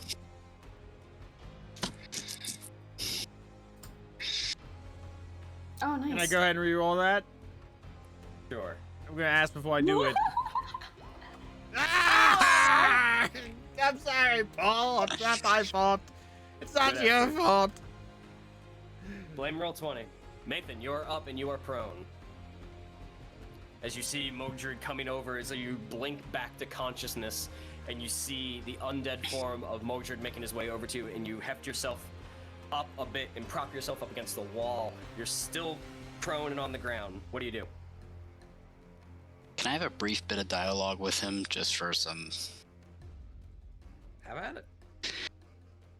You know, this kind of reminds me of our last fight. Me fucked up. You just this brute of strength. It's weird though. You're different.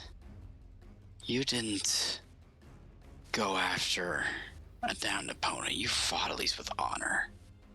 I would hope in death that you would at least kept that. I am unchained. I will be a blight upon this forest and your place of fortune. Yeah. Yep, you told me that too when I first fought you. And I'm gonna use half my movement to begin to stand up. And go.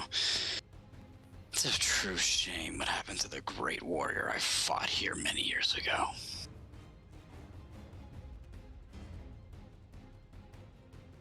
It's all you ever do is talk. Or those blades only for tending trails? You know, I may fight with blades. You're this, whatever the fuck you are. That's fine and dandy. But you know what? Without this, you know I would have won.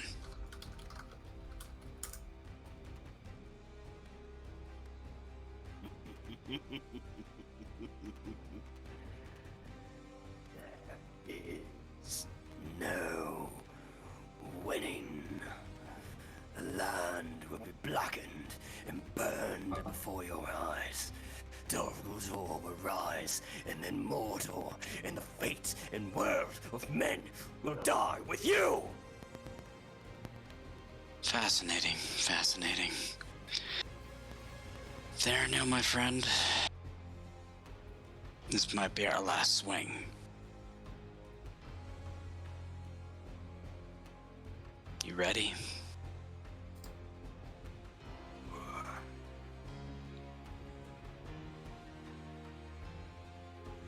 To the end, my friend. I hate this. I'm hoping this gives my friends a chance to get away. But I'm gonna give like a very slight smirk. I'm gonna do my damnedest to bring this bastard with me. It's been a true honor, my friend.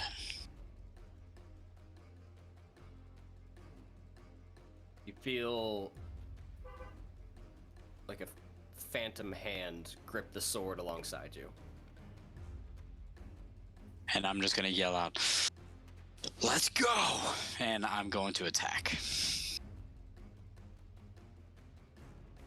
I was waiting for that build up to just take the action to disengage and run away. Jump out the window, land in a pile of snow, Assassin's Creed style. Go ahead and roll attacks. Ah! Oh, I would have freaked out if it was another thing. This guy with his crits. All hit except the 10. Go ahead and roll damage. I believe that brings us up to 169 crits. Yep, You're correct. give or take.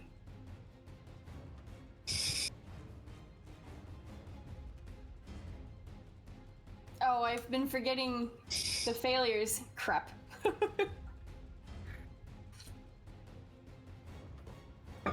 Hard to keep track.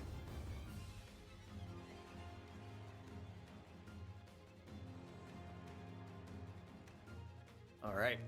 As you feel the hand alongside you grip your sword and you go in for your attacks, you bring both swords in close, almost fists touching, and you make a slash across the midsection with both of them. and then as your right arm comes forward a little bit more as you follow through, you flip the blade around and you come through and you slam it into the side, getting about 3 inches of penetration with the blade. As you bring the other one back up and you come across the throat and you slice just a little bit through there, and you spin back around and you take the last attack and you drive it through the midsection.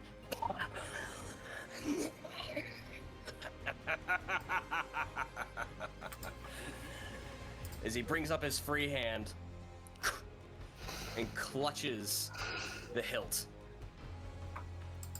and steps forward into the blade. And I'll start returning.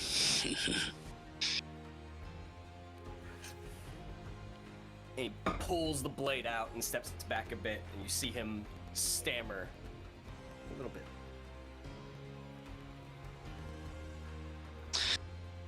I think I already used it. I wish I had a counter for this. Is royalty revealed a bonus action? Can't remember. It's been forever. Do my book. Is that a Dunedain feature? Yes. Or is that a warrior? Dunedain. Player's Guide. The one time I don't have the player's guide up in a tab. Culture. It's Dunedain. Is that a virtue? Yes. Virtues. Dunedain. Cultural virtues. Helpless guardian. Strength of will. Wraith bane. Endurance. Royalty revealed. You may take a bonus action to reveal yourself in battle by shouting an ancestral cry or unsheathing a weapon. Let's do that. Royalty revealed. Let's see. All allies within 10 feet. Unfortunately, Nobody. No one. Actually, wait. Before I do that, am I able to move here without triggering an attack of opportunity? Yep. Okay, so I'll do that just enough to heal up. Big brain plays. Big brain plays. We're gonna need them. You can roll 1d6. Sex. Alright. I like this. Meanwhile, chat's talking about sexual tension and innuendos. 1d6 plus your charisma mod, and that will be what you heal Hothus for. I'm also going to use my reaction at this point to heal from the horn. Shmort. You said 1d6, bro? Yeah, it's 1d6 plus your charisma. Okay.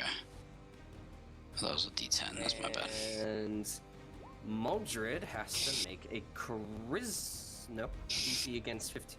What's I think it's DC wisdom. on this? 15. I'm checking. It's 15 plus your charisma mod. So 16. 16. Wisdom save. 19. Damn. Worth a try. At least Hoth is healed a little bit. This is true. Alright. That your turn? That's all she wrote. Fuck. I was hoping Royalty Revealed would do it. Yeah, Office. that would have been clutch. It's helped against Bloodstomp. I'm going to... I'm just going to look at Mathan. I'm going to say... It's been an honor. And I'm going to use my movement to run up to the foot of the ladder. Can I yell back before he goes, the honor's been mine, go! I hate this. I hate this. And I'm going to use my axe. And I'm going to destroy this ladder. No! I was gonna go back down! Oh. You can always come back down with the gravity, but this will make harder for someone coming back up. Alright. Ladder's destroyed.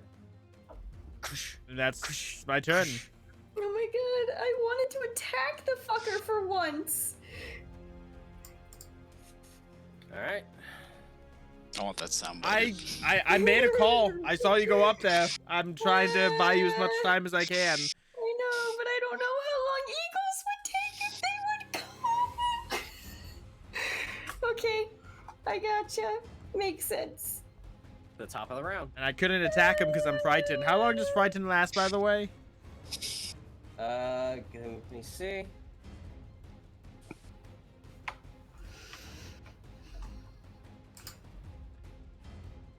You are now no longer frightened at the end of your turn.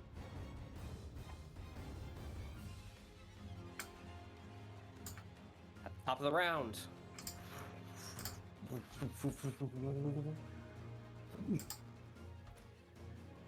Hoppus, Haru, and Mathan. I need corruption saving throws. Oof. Oh my gosh. Another Okay. stun incoming.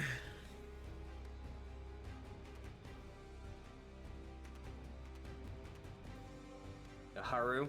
Oh, I'm sorry.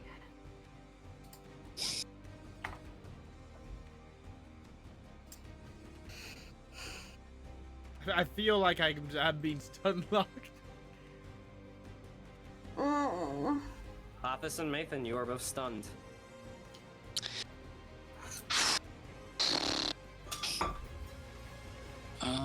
That's a good stunned icon, I guess. Actually, no, we'll do that one. Haru is not. Oh, good for him. And it's currently Haru's turn. That's great.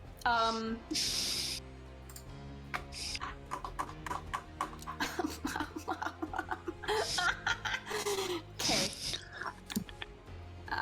Haru, it.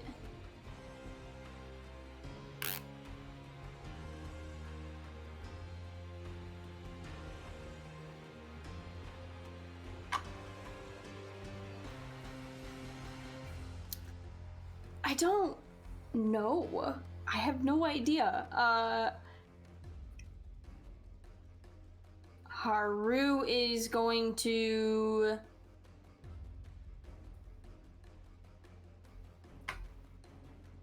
Is Mathan looking weaker than Hothus? Probably? Oh yeah, for sure. Hothus hasn't gone unconscious yet. Oh, yeah. Like I said, digging my own grave with my own sword. Haru is going to... Fine, I guess. I don't know.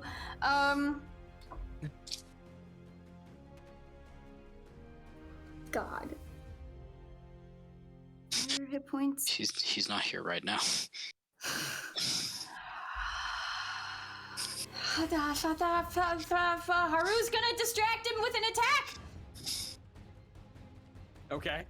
He's gonna see his friends in danger, and he's just gonna be like, "Come, bitch!" at his face. I'm Go ahead and very roll. scared. Go ahead and roll attack for Ka, bitch. Oh, it's a 25!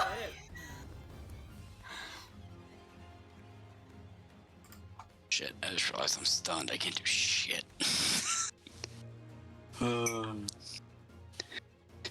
Please have some lube That's if you're gonna that. fuck Oh me. wait, how much movement was that? No, he's gonna stay right there. Nayla, Okay, where am I? you're in the next floor. Right, so did the ladder going up, am I standing at the edge of the next floor? Like, if I look down, do I see this whole outer, like, space? Yeah, the area around you, the four walls, are completely open. Because as you stand up here, you see like a hanging brazier filled with like hay and oil and wood. This is a beacon Okay. area, so it's completely open intentionally so it can be seen when lit. Gotcha. How far of a drop down? About 15 feet. She's gonna... 15 feet. So at least I'll still be outside for it. But she's going to just kind of,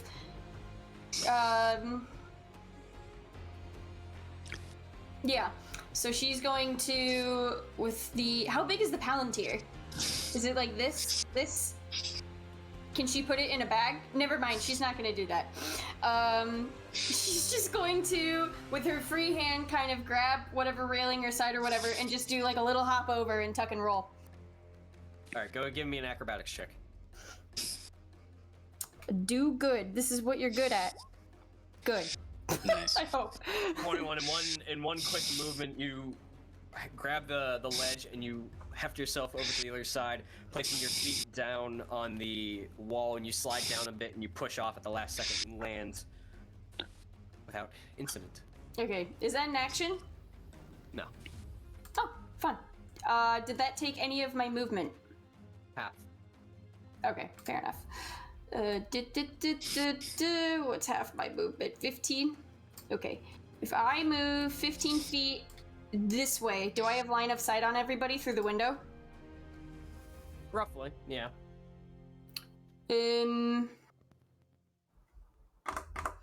I would like to... The logistics of that does not make sense. I want to take out my bow, but I have a Palantir in hand. Or is that too mechanical to think about? You cannot hold the Palantir and draw and use the bow at the same time. If I put it on the You ground, have to stow the Palantir or get rid of it. if I put it on the ground and then keep picking it back up, is that going to be like a bonus action or Bonus anything? action to pick it up every time. Okay, that works.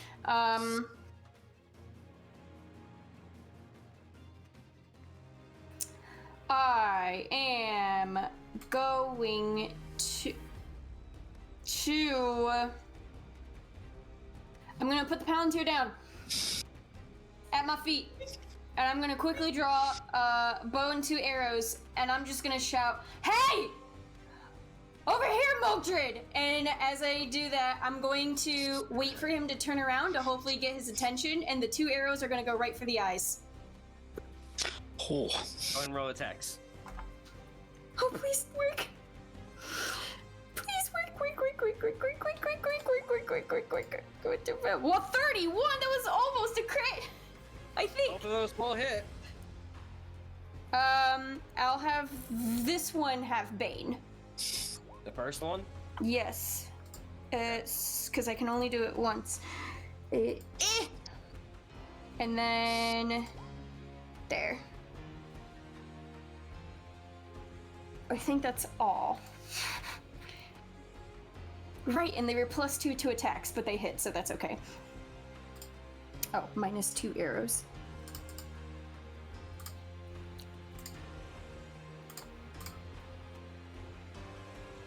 Okay. Goes through the window as he turns. Aim was a little off. One impacts on the top of the pectoral and the other one right into the side of the neck, but they both stick in there. Damn, not the eyes. Okay. As long as I have his attention, I guess. That's literally everything. Alright. At the end of your turn, Mogdrid is going to use a legendary action. That's how I feel, Cat. Oh, I might have picked the wrong choice. That's okay. It's your choice. I was hoping to blind him. That would have been a hell of a thing. Yeah. Yeah, no, those crits don't go unnoticed. He's gonna use legendary action against Mathan. Fuck. 27. As Mathan, as the 2 arrows, and he just flashes out to his side in anger and connects with Mathan right through the guard. In fact, it actually connects with the guard, but the brute strength behind it isn't enough for it to just break through and make a connection, sort of like in the center of the chest. But it's a blunt hit as it steals the air from your lungs, and you go lightheaded and fall to the ground unconscious. I assume, actually, how many hit points do you have? 12 slashing plus 6 necrotic. Oh, yeah, you're I was like, he has like 6 hit points. My brain couldn't remember if like Royalty Reveal healed him for some reason. No, not me. Okay. Arthas is So getting you all fall. the heals.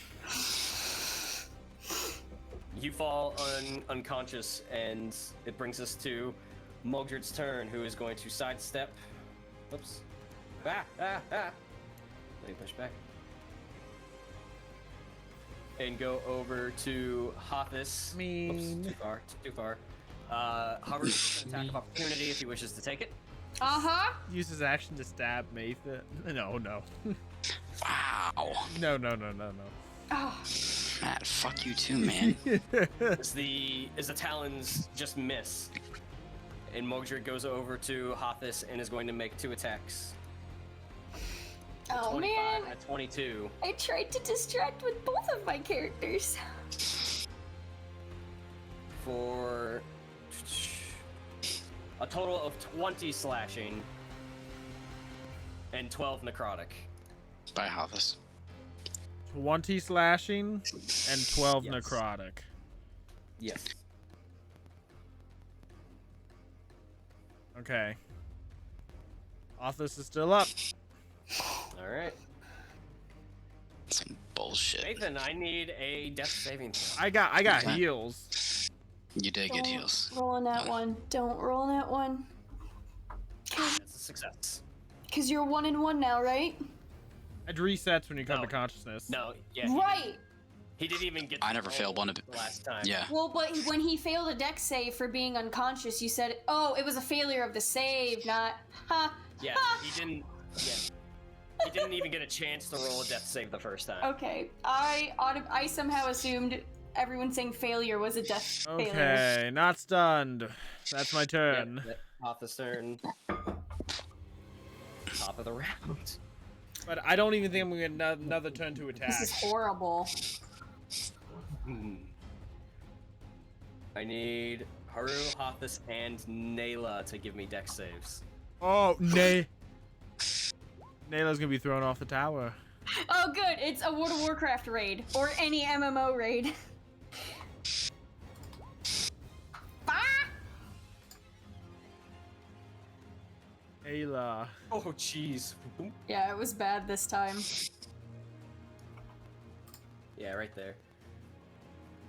Nayla, as you see the sphere of air condense and then explode, you feel a strong gust of wind come through the arrow slits and the walls themselves and through the windows, and it pushes you back, and you feel your feet sliding backwards and further backwards until you lose your footing a little bit, and you come straight back against a half wall, and you feel your balance begin to give as you lean backwards over this wall.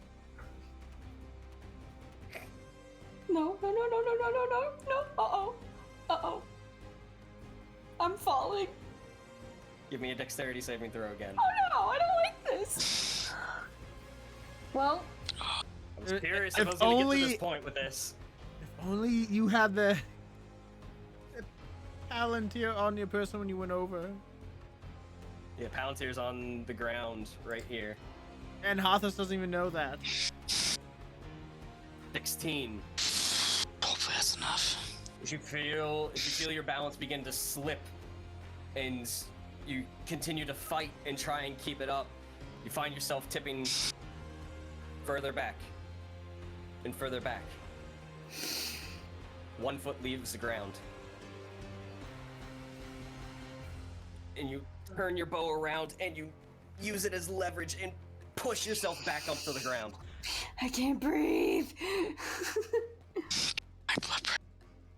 Yeah, Haru. my hands are so like clammy and everything. Is this bird prone again, or is he just knocked to the wall? He just got knocked to the wall. Okay. He's mad that his friends are hurt. He's going to keep trying to distract whatever his name is, whose name I just forgot. Mogdrid. Yes. Tingle. 14. 14 will miss, unfortunately. Okay. Nayla. That's great.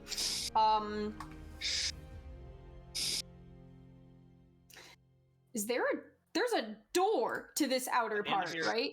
At the end of what? Yeah, right here. Sorry. At the end of Haru's That's what I turn, thought. Mogdrid is going to use a legendary action against Haru. Oh no. The 15. Does Haru have a higher AC than me? Probably. 16. Yeah, he does. Where was that when I was fucking fighting him? More of that. Come on, bitch! It's like the lowest he's rolled all night. Yeah. Wish we had Alright, more of Nayla. that. I don't. Nayla, run for fuck's I'm sake. going to. I am waiting for birds. I'm at the top of a tower. He's finally cleared of the hatch. Okay, I need a few rounds.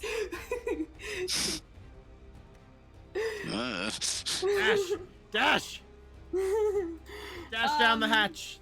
Flee, your fools. I'm going to. Without taking out arrows, so I would still have bow in one hand. I'm going to scoop up the. I'm going to scoop up the Palantir from the ground, and I'm going to.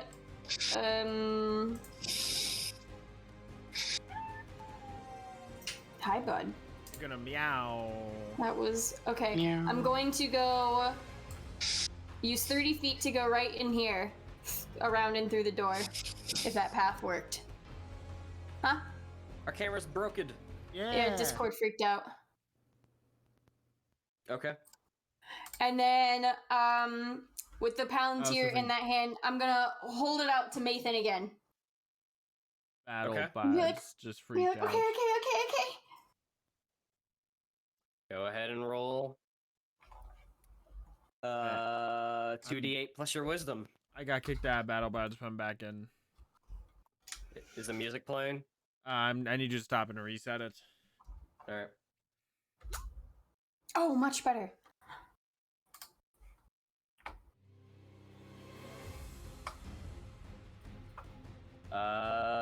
Mathan, you heal 10 hit points. Nayla, as you Wow.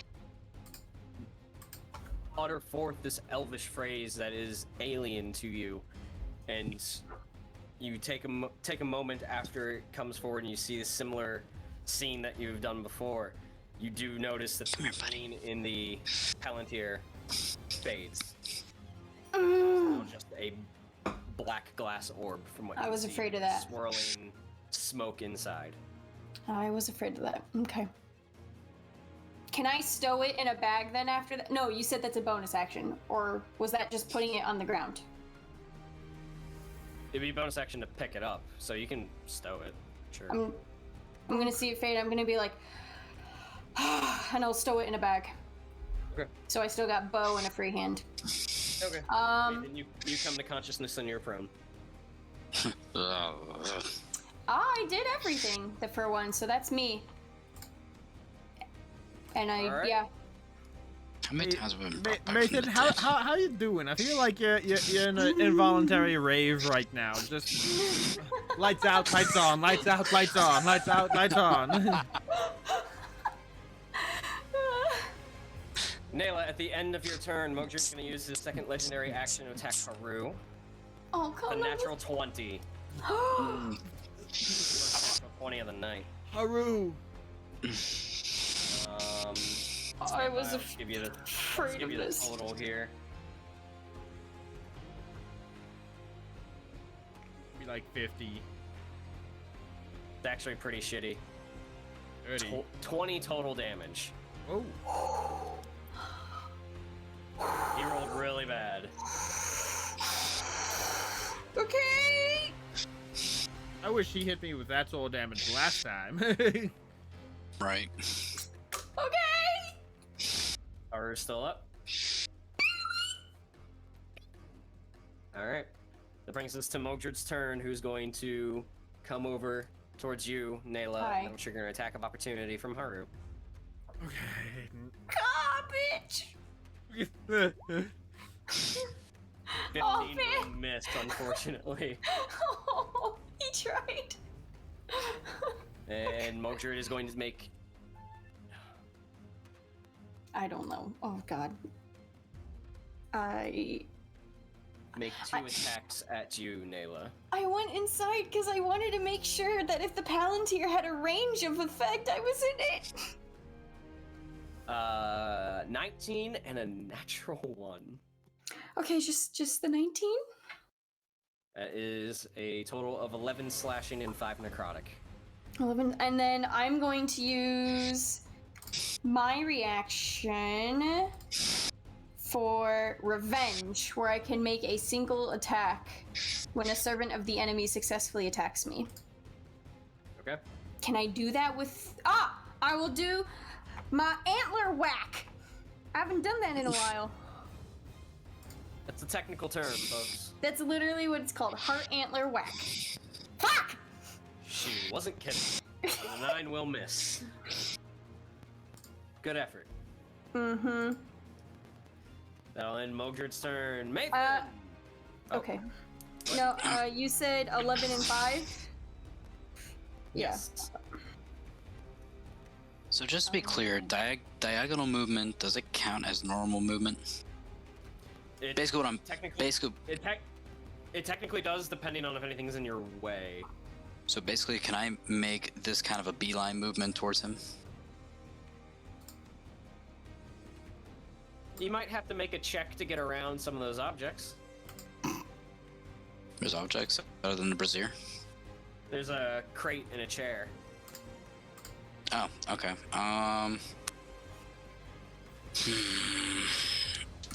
Do I have a clear shot at him? Like with a bow? Yeah. Yeah. Okay. Then in that case, I'm gonna pull out my bow, because this boy's been fucking me up close distance. I'm gonna move over here. And is the brazier lit at all? There's a torch that's been in it. It's smoldering. Okay, it's not on fire then. Okay, now I'm gonna make 2 huge, roaring fire. Okay, I was gonna ask if I can like shoot through the fire and make them fire arrows. I gave the 2 of you torches at some point. Well, it's I'm not gonna assuming be fast they enough. dropped them because they've been two-handing their weapons. So Yeah. Fair enough. Okay. Yeah, I'm gonna shoot at Mogdrid 'cause he's a fuck. all right,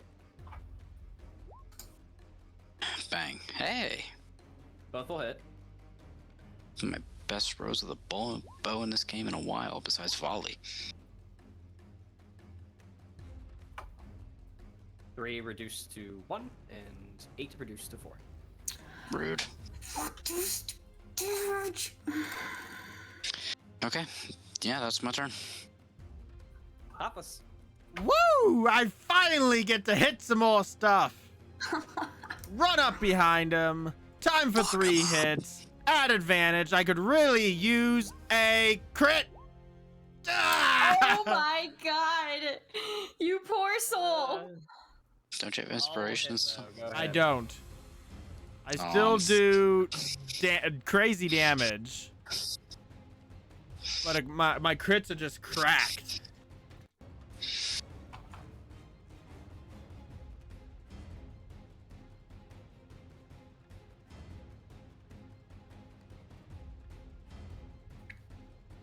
Alright. As you just bring up the axe into back right in the center of where the spinal cord would be.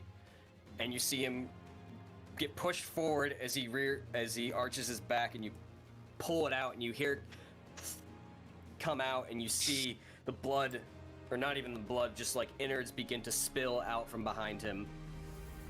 And you just continue your assault.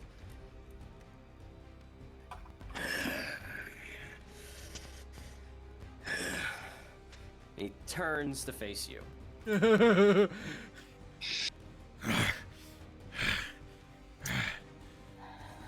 We're all pretty bad. This is the end, you fiend. God. That brings to the top of the round. Brazier, brazier, brazier. I think it's Haru? Haru. What about? I'm asking if it's Haru's turn. No, it's the Brazier's. No, it's the top of the round. It's the lair action. Oh, okay. Corruption saving throws. Oh, I don't have advantage. That's 17 an from 8. Hothis. Oh, 8 from Hothis. 14 from Haru. 5 from Mathan.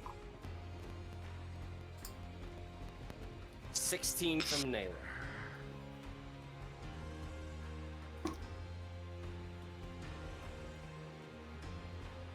Everyone except Nayla is stunned.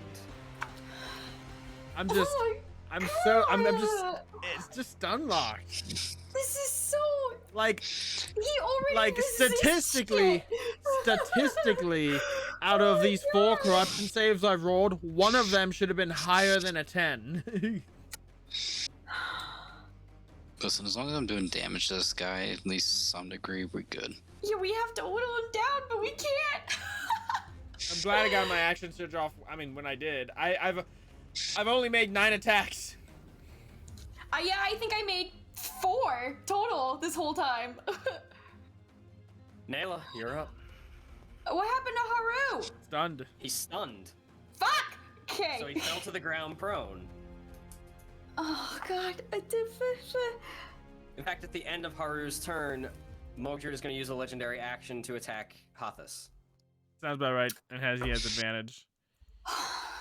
For a total of 26. Not a crit. Hothis is down. Okay. No. Nayla, now it's your turn.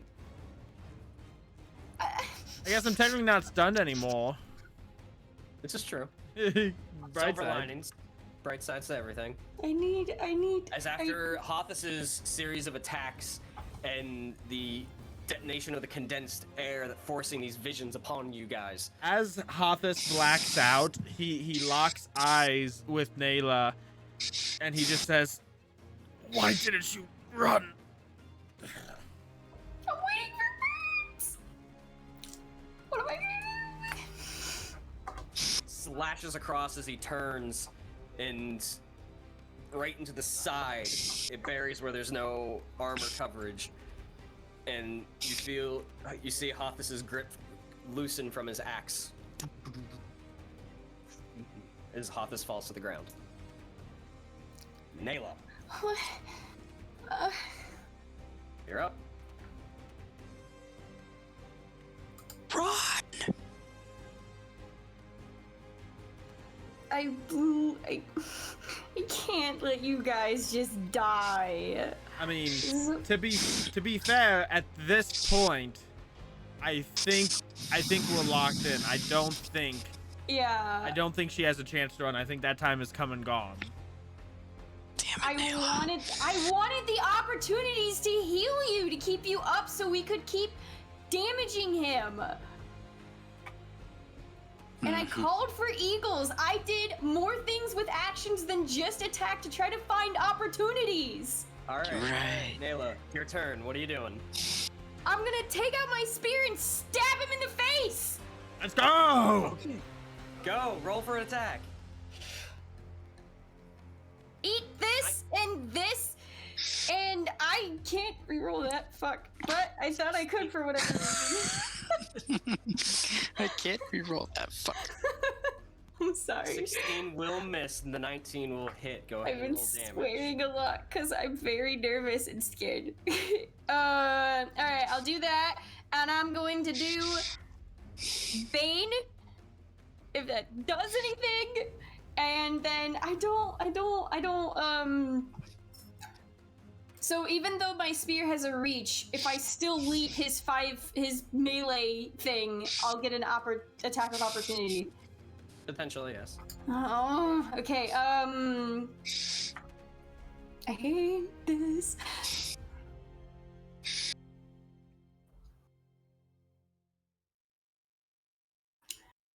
All right, now I control. already attacked. Before you go any further, Nayla, how do you want to do this? No. What? Okay, fine. No, he's still up. No. I want. Oh no, but I want all of us to kill him. We all did damage, dude. Initiative has an issue with that. All right, I'm going to. I see Hothus fall, and she's just going to give the biggest like Hellblade Senua sacrifice shriek and scream, and just take the spear and just start stabbing, and then or just do a giant stab once and thrust it up like she did with the orc butcher, and then she'll let it out and then do it again right in the face to try to blind him, and then when she takes it out again, she's gonna look over at Mathan and go, Mathan, let's do this! And she would like to finish him off with Mathan, if that's possible, to do another thrust with him. Wait, that sounded wrong. We call it the thrust of freedom. You know what I mean. I'm done. Okay, so if I'm doing this with Nayla, I what failed, I want to do I is failed a death save just from the awkwardness of that sentence. So if I'm doing this with Nayla, I'm going to put my bow away, draw out Theraneal, get a running start, jump through the air, and stab him in the back. And she'll stab in the front. If this is allowed. Yeah, sure, it's allowed. Not gonna be that picky on flavor. No, I want both of them to do it, and this is like the third how do I do this in a row, and I don't want the spotlight the whole time. You don't No, it's matter. fine. Vincent. I don't control dice. I know you don't, but it's just me being me, and I'm really hot and sweaty. Fantastic, thanks for sharing. Alright, now that we have that description, Nayla pulls out the spear that she got from the River Maidens, and she makes a quick strike into the midsection, breaking the chainmail and getting the spearhead through the solar plexus. And she pulls it out as Mogdrid doubles back and grasps for the wound. He comes forward, raising the sword, and you meet him right beneath the chin, and he just hangs there for a moment. And Mathan comes running across, jumping off of the chair behind him, raising the blade, and comes down in a stabbing motion, and right in between the clavicle and the shoulder, almost like if you've seen Troy, Achilles style, goes in and out, and just keeps walking and turns, and you just put, you jam the pommel of the spear into the ground, into the floor, so it doesn't move. You see Mogdrid's legs go limp as his legs buckle to the ground, and his chin slowly slides on the blade of the spear until it comes to a rest. And he's just stuck there.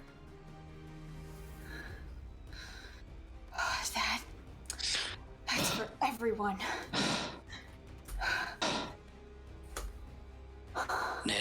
Nayla, do you want to do the honors? I'm gonna hand her my sword and gesture like for him to cleave off his head. We don't want these guys coming back. She won't hesitate. In a swift movement, she'll do it. With full gritted teeth. Full gritted teeth and a grunt, and I want to go to office! You grab the sword, and you approach the body, and as you get close and you place the blade to the throat to begin cutting it, the arm juts out and grasps you.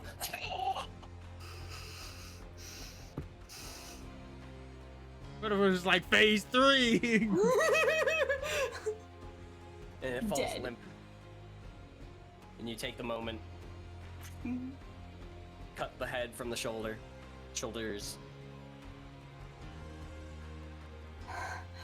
Oh my god, we did it. You can add a Mogdrid head to your inventory. No, I don't want it. Let it roll. Let the head roll. Oh, Hatha succeeded. Cool.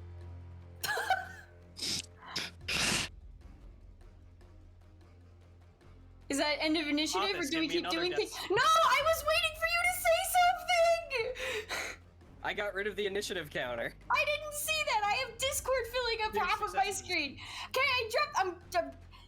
she drops the sword and she's just gonna quickly try to stabilize Hothus and wake him up. Give me a medicine check. Can I assist her? Sure. Oh, okay. Hey, fine. Stabilized. He's no longer making death saves, but he's still unconscious. And that is where we're going to end.